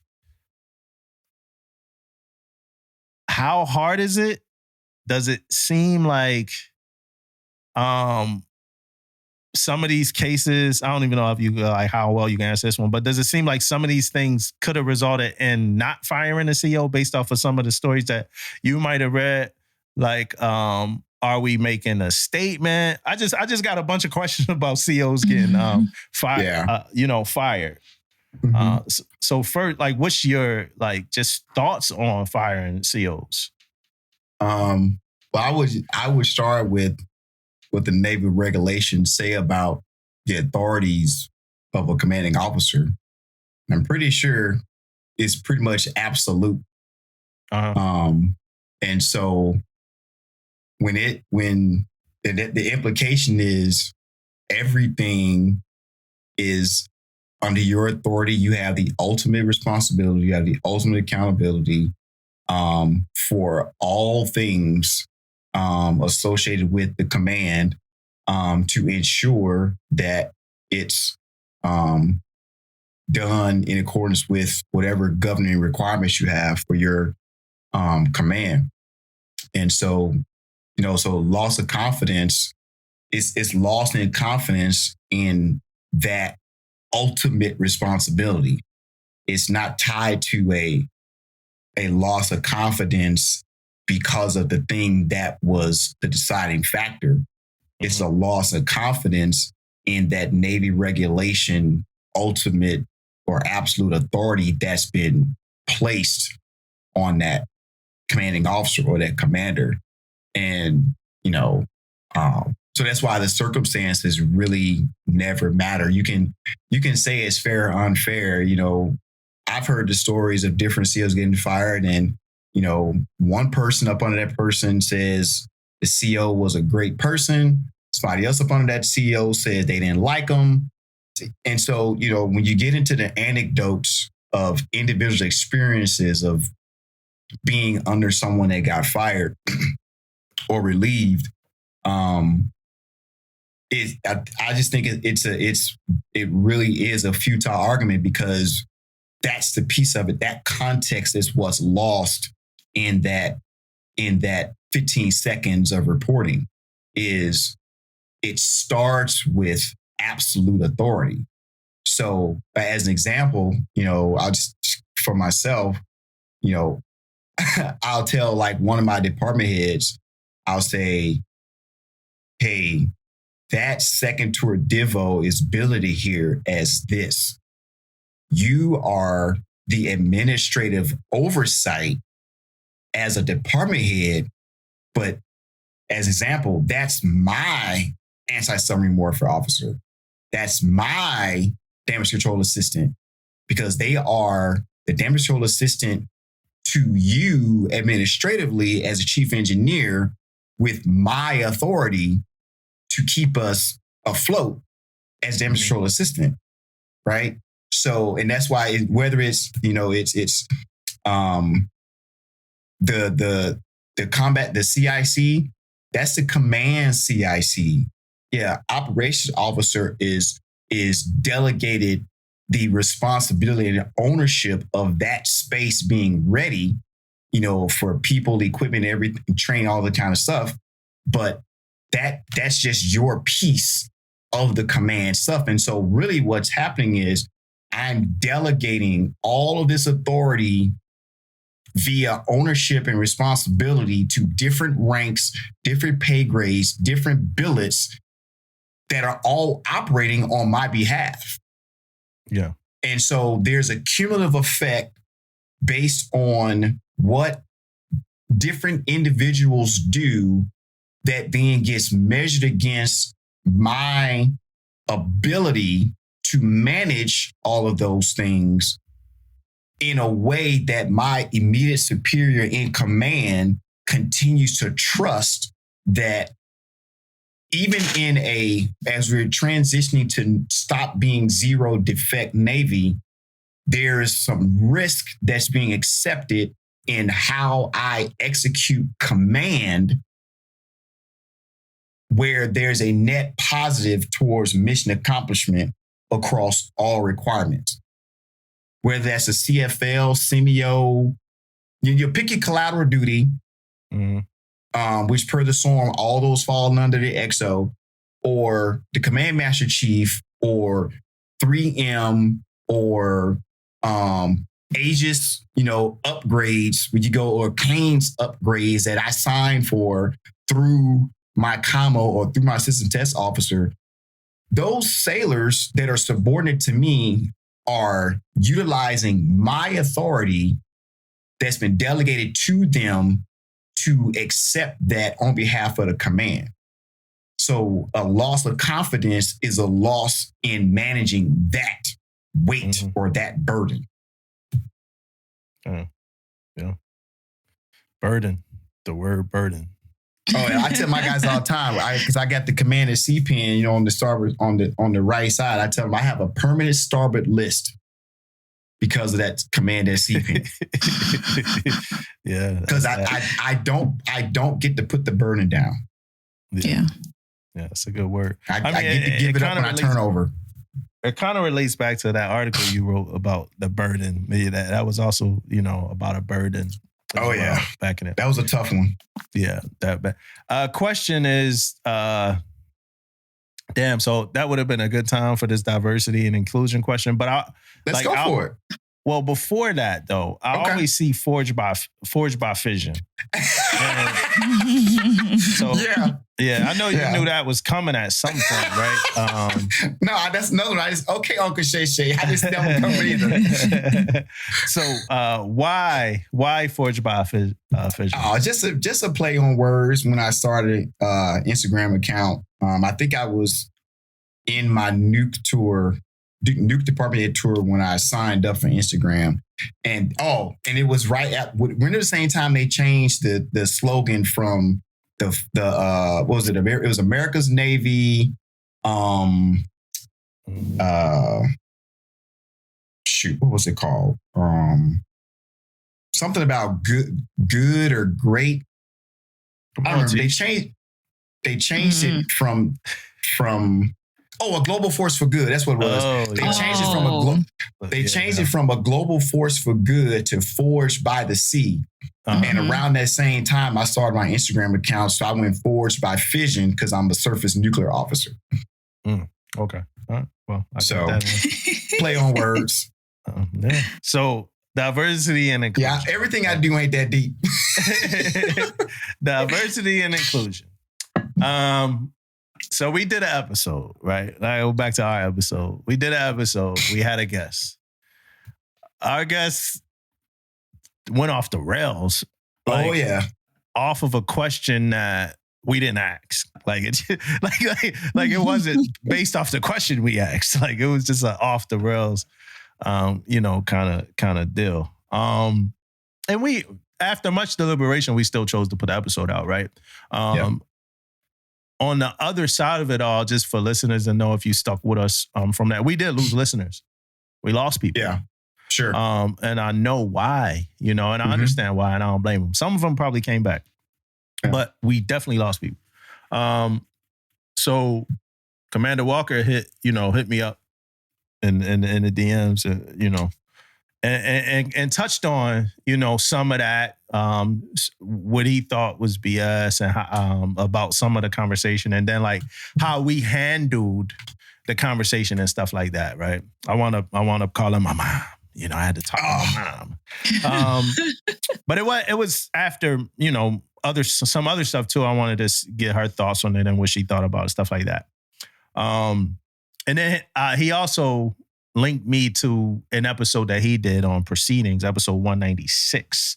And that was based off an article he did in proceedings. I think it was called "The Burden of Being a African-American Officer," or "The Burden of Being a Black Officer." The burden of a Black naval officer. Okay. "The Burden of a Black Naval Officer." So it was based off the article. I heard the episode. I didn't read the article, but I think I got a good gist of the thought process that you were in when you wrote it. And that was coming off, I think, the George Floyd incident, riots, a lot of frustration, going into the inspiration behind that. So that conversation was about diversity and inclusion. And it was a point in this, and I'm saying all this to say, it was a point in our episode, and it was a point in the episode of proceedings that kind of would point in the same direction, right? You know how they talk about the pyramids and shit? Like, hey, for the listeners, here go the weird moment of the pod. You know how they say like, it's a pyramid on the moon, and that's how it works, right? So this episode, it's something that, when and like hindsight, like 2-year span hindsight, it's something that we could have done at one point in the episode that we didn't do. I think we were more shocked than anything that he did in this episode of proceedings as a guest and not even as a host.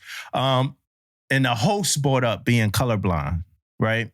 At some point, the host brought up being colorblind. It's funny because like listening to, like, you answered this question and it was like a 3-minute answer. Then he was like, and of course the host is respecting and stuff. Like, he was like, but I want to touch on that, like, so the dude, Tish, like, I'm trying to like paint this picture. So the person like, he brought up the colorblind thing, right? And then he continued to like formulate his question for another 2 minutes, right? So then Commander Walker responds to the question for like 3 minutes. And then at the end of his response, right? And it's just me and my analytical ear, right? At the end of his response, he's like, hey, I do want to go back to the colorblind thing, and he kind of expressed his thoughts on like his issues with that, that term, which I think I have issues with that term. And I'm sure you do too, right, Tish? But so the diversity and inclusion piece, where do I want to go here? I want to go with this.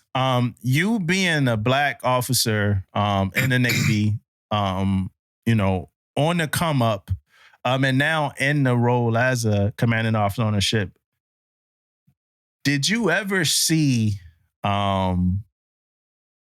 speaking for, the African-American experience and speaking for that diversity that we do own, did you ever see that at any point as a something that could like set you back professionally? I had moments where I considered it, but I didn't think it would hold me back because of the experience I had in high school. And I shared this, and I was the commencement speaker earlier this year over there. The high school itself was, I come from predominantly African-American town in Mississippi, Hotline, Mississippi. But when I got to that school in my 11th grade, it's a mixed bag, of people. And so I came into the Navy, even though I was from the South, I came to the Navy with an added experience or an additional level of resiliency that normally doesn't come from the South by being in a 2-year incubator of diversity. Asian, Indian, Native American, African American, Christian, Protestant, atheist, you pick your background, it was there, and this is late 90s. So, consider what the world was like with sexual orientation, all those things, all of that was already there. So I showed up to the Navy thinking that it's possible. Why wouldn't it be possible? Because I just lived it, right? So, and nobody could tell me anything different. And so I showed up to the Navy with that already higher level of awareness of what's possible. And so when I saw something that didn't match that, once I was aware of it anyway, and it's like I said, something really started clicking for me until after I got commissioned. You could see it, and I first would dismiss it, like, okay, doesn't matter. I got the work ethic, so I'm going to be good. But as you move up the ranks, and that the politics of military service come more into play, you can't help but see it, because now it's, well, did I get selected because I'm something to fill a quota? Did I not get selected because I'm not from a certain demographic? Those questions just naturally happen because you're trying to figure out why you couldn't accomplish a certain goal you set for yourself. And that just continues to be the challenge, as you matriculate, is the level of effort the right amount of effort to achieve the next goal or milestone I've set for myself? If I achieve it, did I earn it on my merits, or was I granted this opportunity based on other contributing factors? And I've just, at this point, 20 years in the Navy, I just don't worry about that anymore. I am going back to my conversation about leading with empathy and taking care of sailors and recognizing sailors and stuff. That's just where my personal job satisfaction is now. And when I'm no longer satisfied by that, maybe it's time for me to go. If the Navy want to keep me around and I want to be here, then I'm down with it. And so that's why also now at this point in my career too, I don't mind talking more openly about it, because that's just the reality we're in. Going back to what I said earlier about dealing with people's feelings and stuff, it's the same conversation, just a different topic, right? It's boldly talking and advocating about the things that the policy says makes us better. Now, straight up, it helps when your service chief puts out a diversity, equity, inclusion, framework, or a policy, or a strategic, communication publication. It helps when that you have that top cover, because that means at the highest levels, the conversation is allowed to be had without any repercussions. But there were times when you didn't have that. And so how do you navigate those conversations now that they're okay to have? And how do you put them in the right context when talking about our institution specifically, which is a loose meritocracy, right? And so all those things come into play when trying to have those conversations. You ever feel any extra pressure being at the top level of command, a vessel representing a minority group of sailors? It comes in waves, sometimes you're just so locked in on the work and the mission, you don't worry about it. But I'll tell you, what hit me is when, you walk somewhere. I was somewhere today and I crossed paths with 3 African-American JOs, all SWOs. And all 3 of them was like, "Sir, we follow you on social media. We appreciate what you do, X, Y, and Z. We love how you celebrate your sailors. We love how you represent." And I just said, thank you. I appreciate it. I'm just trying to add some positivity to the world. But I do, in my mind, understand that that's the level I'm at now. And it's interesting, going back to the recruiting thing real quick. That's when the switch happened for me. So quick sea story. So I'm on my first ship. I'm on the Ike, and I'm working on my EAWS and I walk into flight deck control and the handler is African-American and he's in charge of everything. Dude, I'm ET2, right? I'm ET2 walkers. All I see is there is a African-American, he's an officer and he's telling other people what to do to help the ship be successful. That resonated with me. And Commander Roy Harrison, I'll never forget him. But the irony is, fast forward to Navy Recruiting Command. I'm there maybe 2 or 3 weeks by now. I'm walking down the hallway. Well, he's Lieutenant Commander then. I'm walking down the hallway. I now see Commander Roy Harrison, who is a diversity director for Navy Recruiting Command. Mm-hmm. And we have a great conversation. And I tell him, I'm here because of him. He was my inspiration. He helped me think it was possible. And what he did was he was, all right, well, let me pull you under my wing. I'm a mentor. We're going to talk. You're going to help me do this other stuff with DEI for the Navy, and you're African-American and you're nuke. So we can leverage that. And we're going to just maximize your opportunity on these orders that you selected just because you wanted to come to Tennessee. And that was a monumental shift for me. But it then really, it crystallized when in that same billet, I'm walking around that building and junior sailors look at me and say, "Sir, you inspired me." Because at that time, I just put on lieutenant, maybe a year ago. But in my head, I'm still that young junior sailor that's just grinding. I'm not worried about what's going on around me. I grind through OD, got my SWOL pen. I grind through my nuclear exam, which I had to fail the first one, pass the second time around, to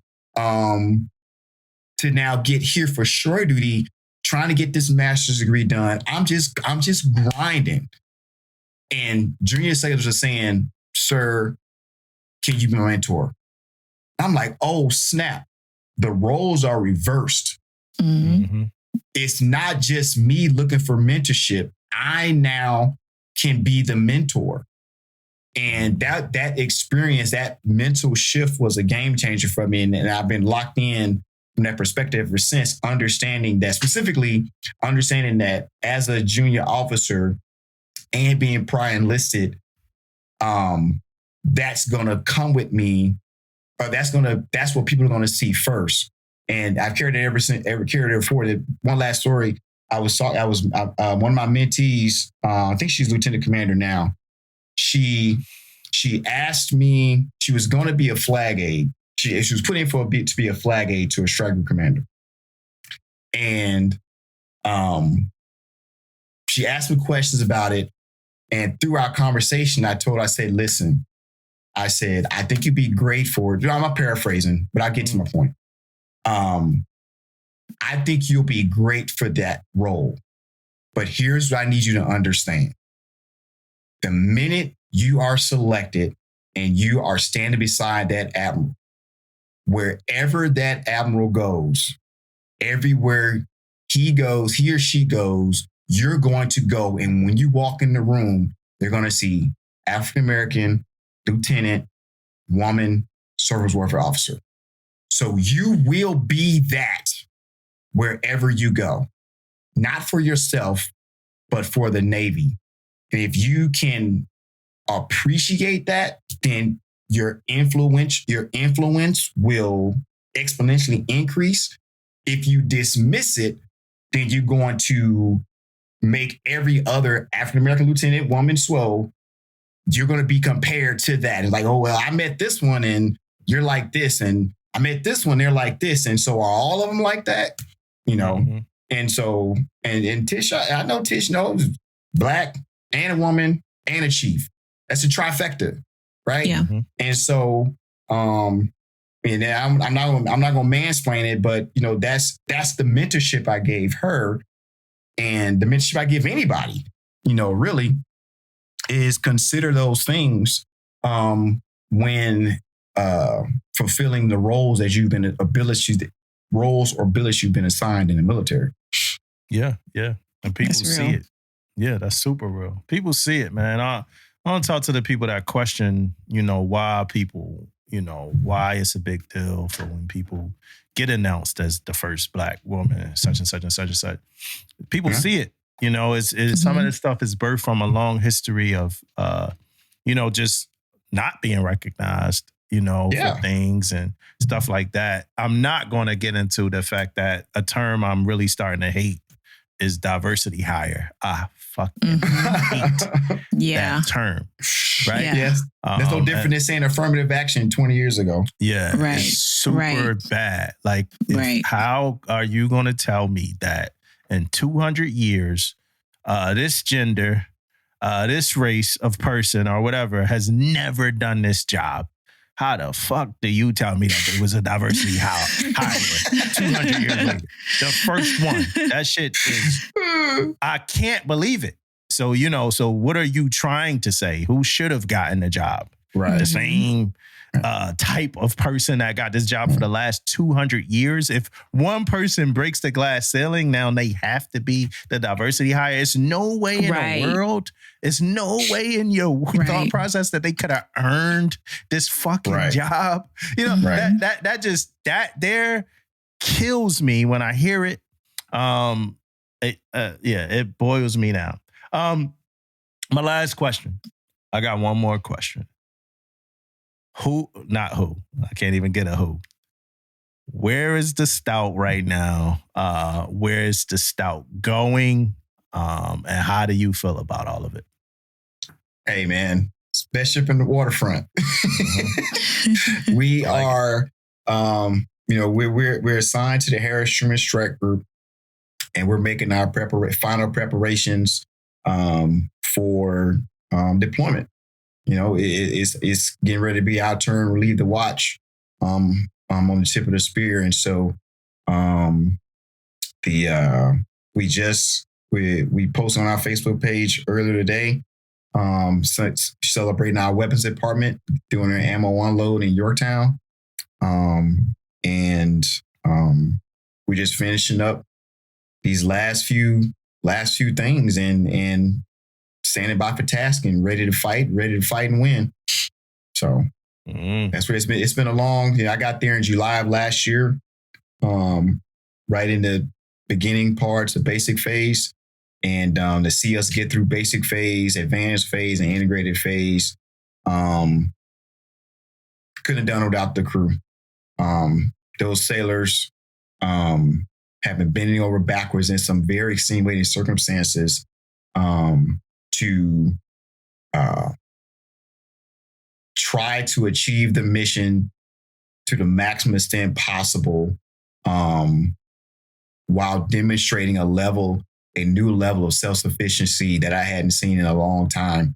And that's really all myself and the triad we did is we came in and we just gave them some goals to some achievable, attainable goals, and was very deliberate in how we expected the crew to perform. Very transparent. A lot of 1MC talks, a lot of all hands calls. I signed up for the Culture of Excellence. They got a CO's virtual suggestion box. They can email folks and it comes straight to the triad. And I reply to most of those with all hands reply. I'll get a question from a person. I'll take the identifying the PII out of the question if the sailor put something there. And I reply to all hands. I look at those as teaching moments. I got a lot of good feedback from that too, where it's like I'll get a question about like, where are all these oppos coming from? And then, hey, here's where it's coming from and here's why it's doing it. It's not as bad as you said it is. So let me show you where the math ain't math and where the math is mathing. And now let's have an actual conversation because it's not as bad as you said. It's happening. So let's talk about it, And so just being transparent, man, just tell them the truth. That's all. Tell them the truth. Tell them the truth. And the one of the phrase I use to say, the training lamp's always lighted on the ship. Mm-hmm. And so, We are a training command. We're a learning command. And one of the primary missions I have is just helping us be in positions to learn faster. Because that's what our nation needs. That's what our Navy needs. That's what the surface forces needs. And so we're doing the best we can with what we have. We ask for help and we get the help and we keep moving forward.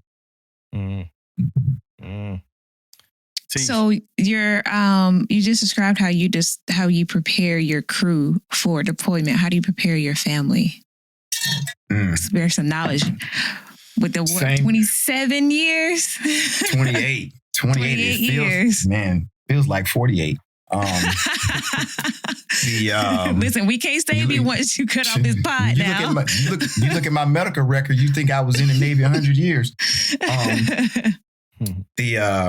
But I'd say so preparing my family individually is, again, just talking about what the ship schedule is, trying to be open and honest about what I'm dealing with, what they're dealing with, sharing things with them that helps them process on their timeline. And, that's where really leveraging my ombudsman this year, last year and this year came into play, where, like I say, with the messages to the families, I got my fifth one in draft right now, where I tell the crew at all hands, here's where we're going, here's what we're doing, here's why. And then I'll double tap that with the ombudsman and the families, trying to give them, still the OPSEC piece.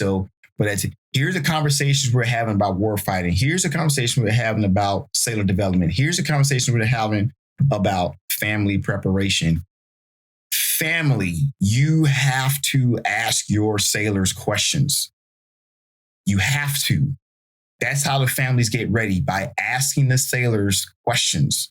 Because I'm not in 300 homes, even though I have 300 sailors. I'm in one home. And so I can only tell the sailors so many times, here's what we're doing. I can only share so much with the families about what we're doing. The individual sailors have to talk to their families, and you have to do it earlier. If I'm telling you we're deploying here, and I told you way back here, this is what is happening, but you don't tell your family until the month before, I can't do nothing about that. Right? Yeah. And so, but what I can do is continue to encourage, continue to prepare, continue to over-communicate what the priorities are. And that's another thing too. Now, I talk to my crew a lot about, I don't care that you did something. I care how you do it, because how you do it is where you get the confidence, you get the resiliency, you prove it to yourself that you can do these things. If you are waiting on the triad to inspire you, you are wrong. Yeah.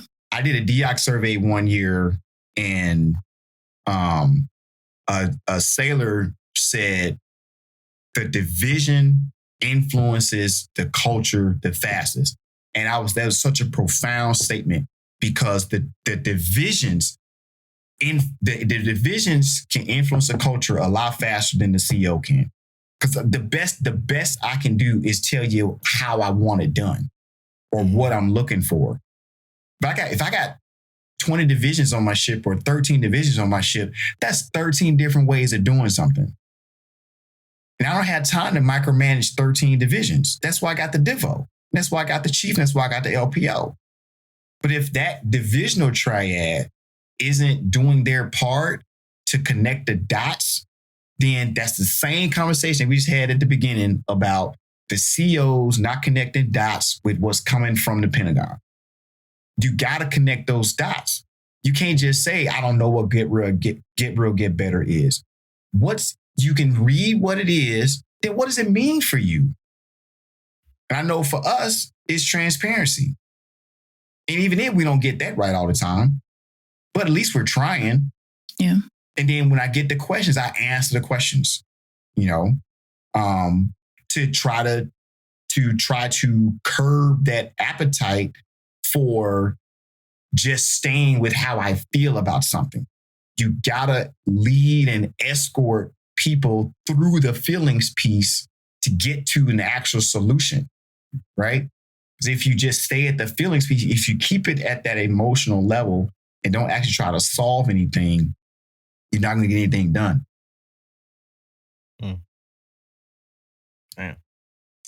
Tish, There we go. what you got? You got anything? So you had touched on the warrant officer that was influential when you were your first tour as an officer.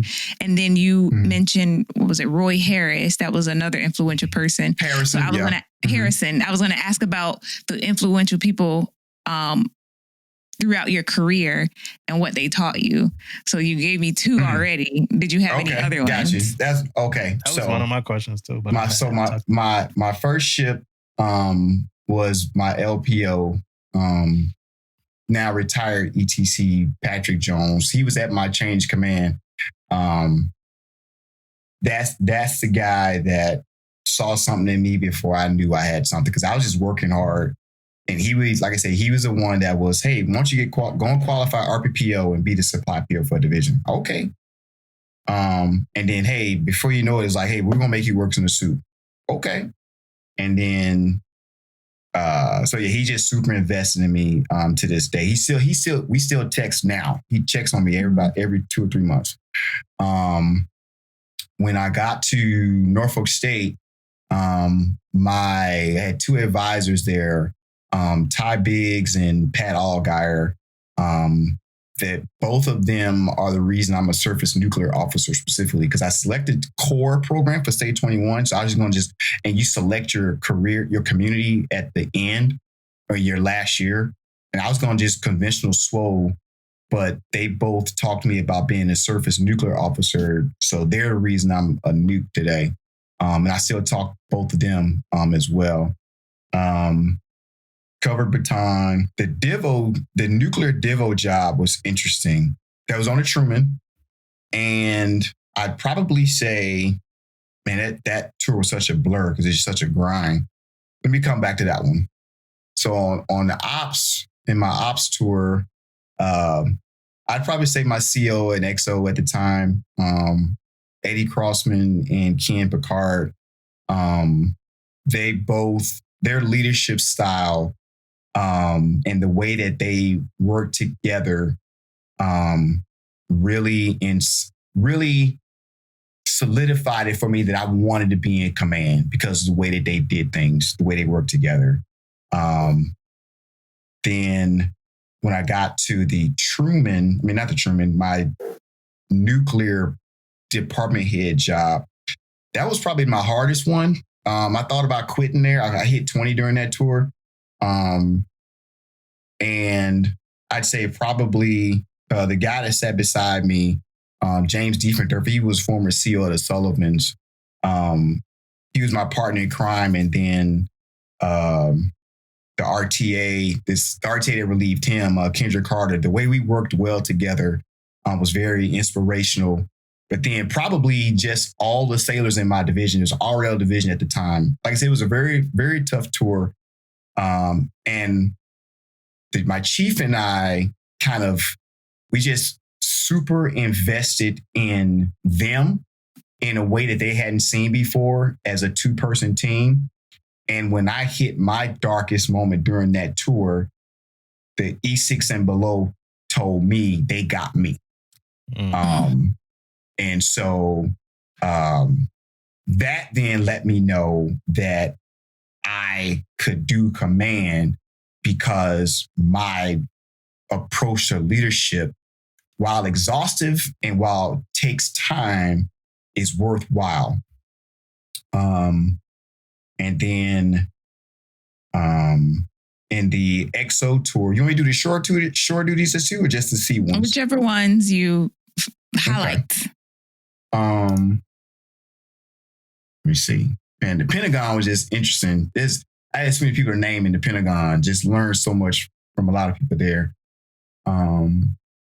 Then I'd say definitely my That's kind of the culture XO tour. in DC though, right? Isn't that kind of the culture? It's just like a melting pot. And it's just you like, gotta, and that's the thing about the Pentagon is you gotta plug in. It's too easy to hide in your office, in your cubicle in the Pentagon. If you don't get out and walk them halls and go to them brown bags and go to those offsites and when there's, because you got all of the strategic thinkers are up there, and those retired folks that are still thinking about the Navy, and just being around that stuff, it broadens your horizon on what the Navy really is. Because I'm telling you, you will think that the waterfront, the deck plate, is the only thing that the Navy is, until you go to the Pentagon or go to an operations staff like a Numbered Fleet Command or something like that, and get that wider exposure, understanding that the Navy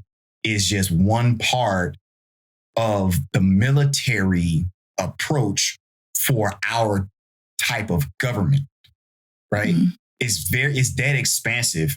And so, and the Pentagon is one of the best places to get that exposure as a junior officer. And I said, in my EXO tour, man, my two COs, Jim Haggerty was the second one, and Richard Grant. Those two guys, the way that they handled their business, the way they did their job, was super impressive. I took a lot of notes watching them, and then that key players in that Chiefs mess really looked out for me as EXO. So they were great, and then now on Stout, I got the best 300 Americans that we could have on my crew, and so still trying to learn names a year, 15, 16 months in, but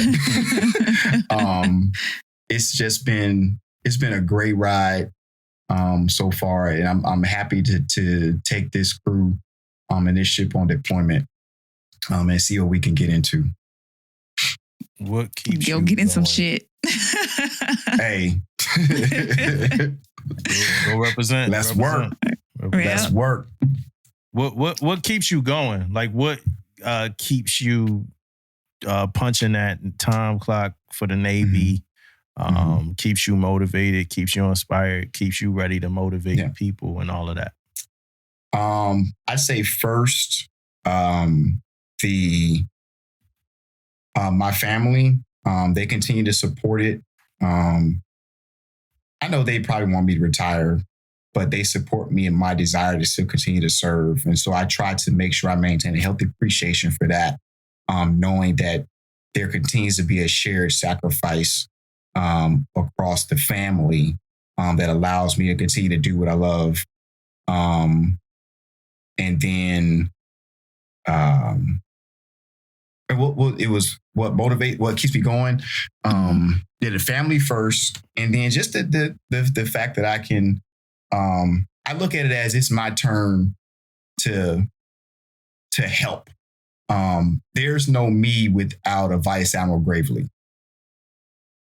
Right. Mm-hmm. And so if Gravely doesn't happen, then maybe I don't happen.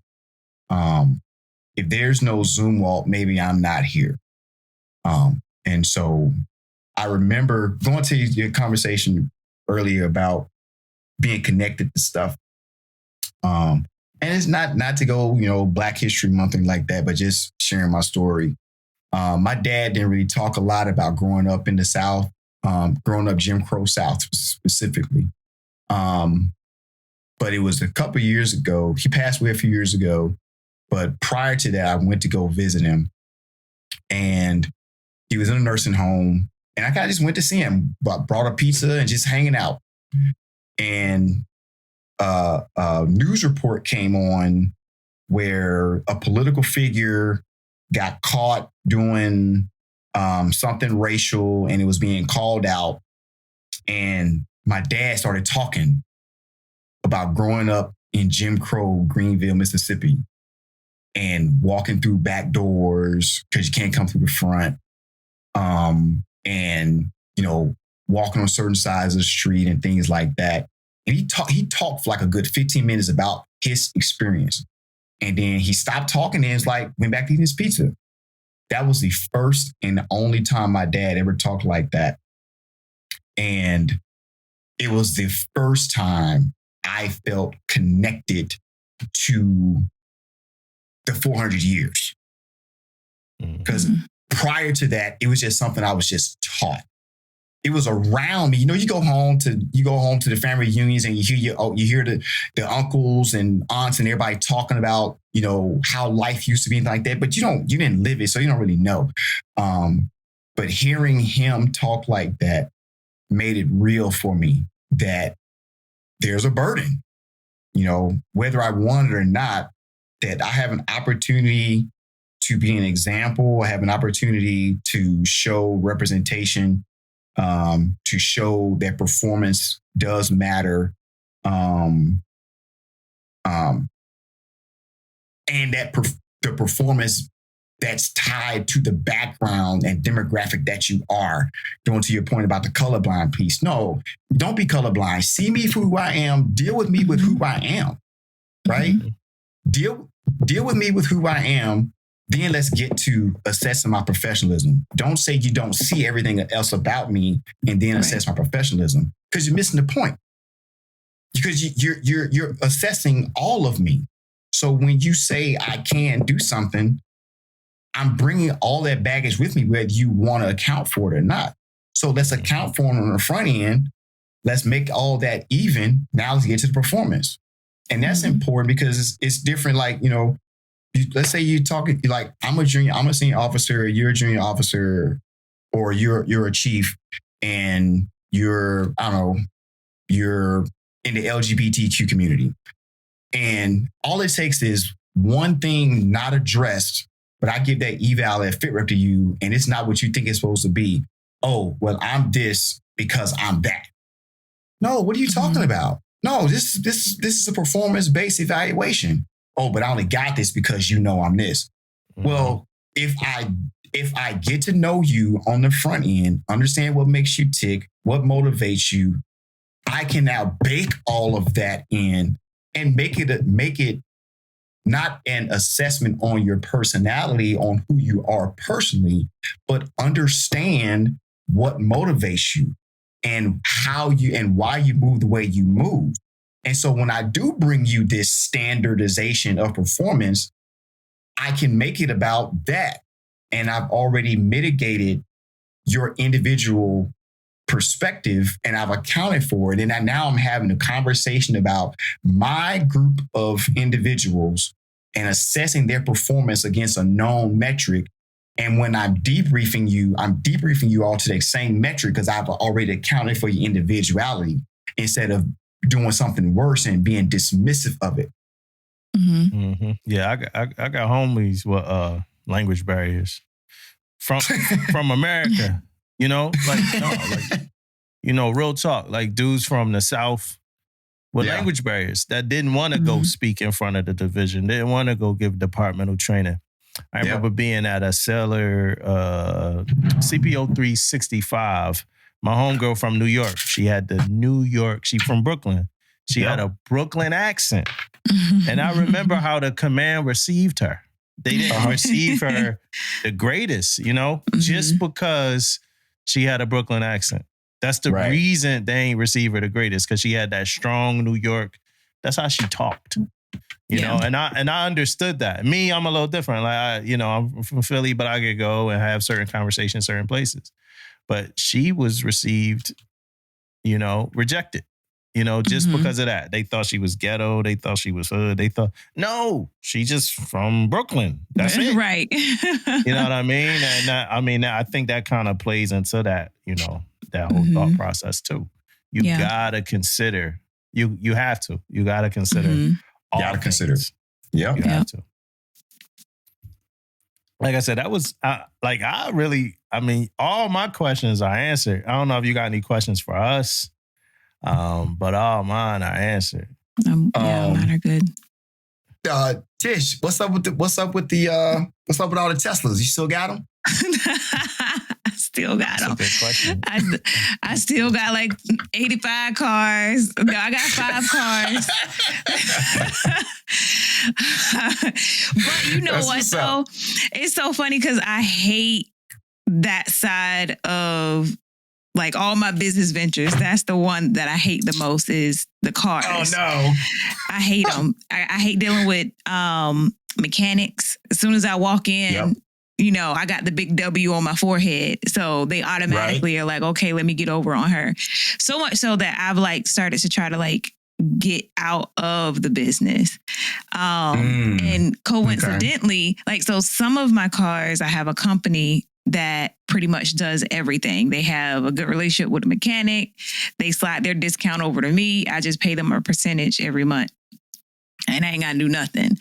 But also some of the other cars have come in clutch with like my friend groups and like other sailors, like in the middle of deployment, they just need a car. They don't want to go buy a car. So they need to rent a car for a few months. Whip up that contract. Let's go. That's what's up.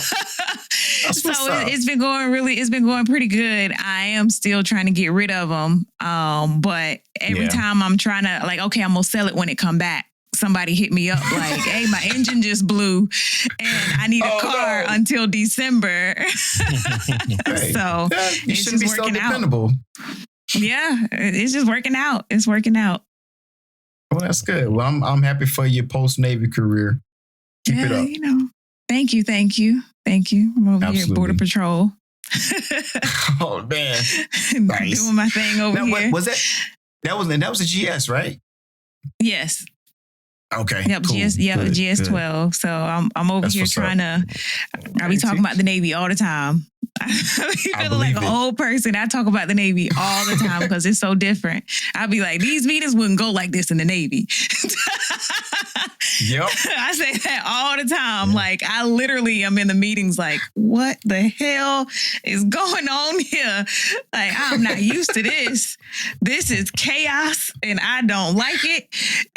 When we going around the table? Hush. It's not your turn to talk.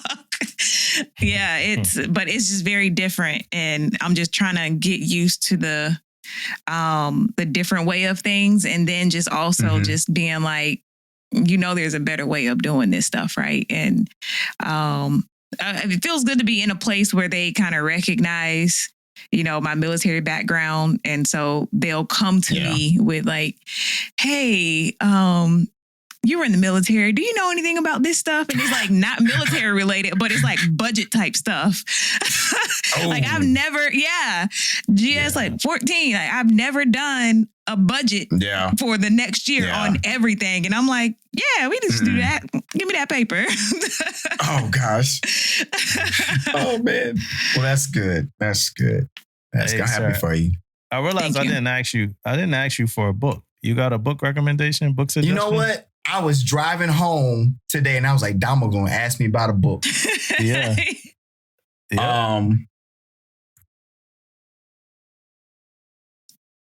On leadership or just in general? Whatever, anything. So probably I had two books. The first one, super easy to read. I think it's called The Right to Lead. Is a good one. And then Reuben Green, White Navy Black Officers, really good. And he did a republish, just dropped. He got it condensed and smoothed up.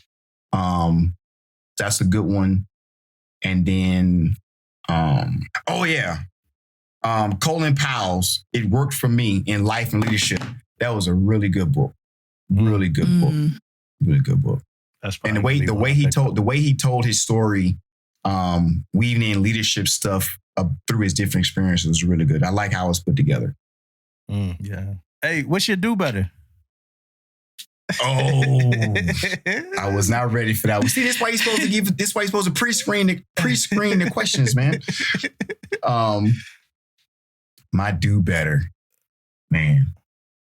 I'm gonna say PTSF, do better. Keep these episodes below 2 hours. we had 2.5. We had 2.5 right there. I've been trying to tell them. They be like, nah, we gotta go full throttle. Yeah, we had 2.5 right now. My for real do better. It's probably just gonna be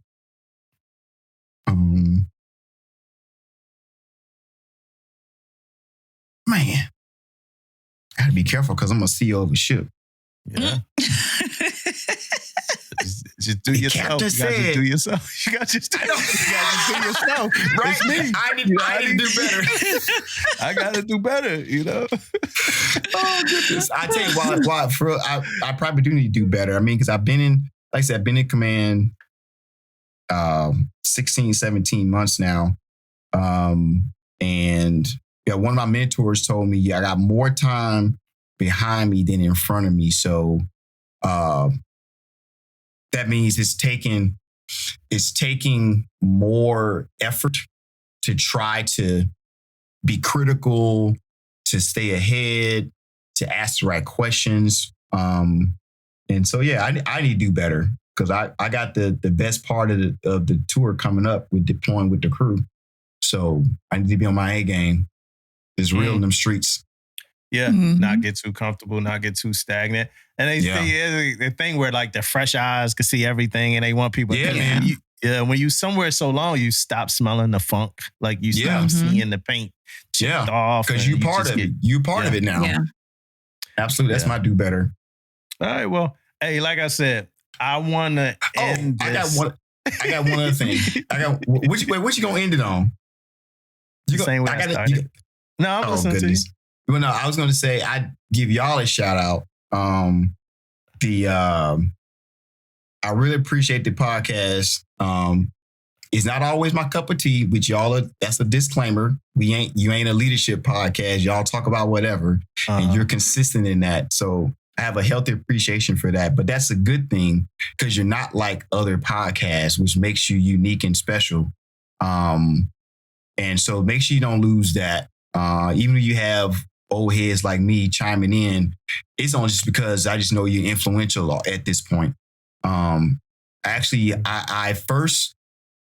my first time listening to you was in support of Alana Abernathy. Right? And I was like, oh, that was a pretty good conversation. And so I subscribed to the podcast after that episode. And then I plug in when I can. And just know that your reach is further than what you think it is.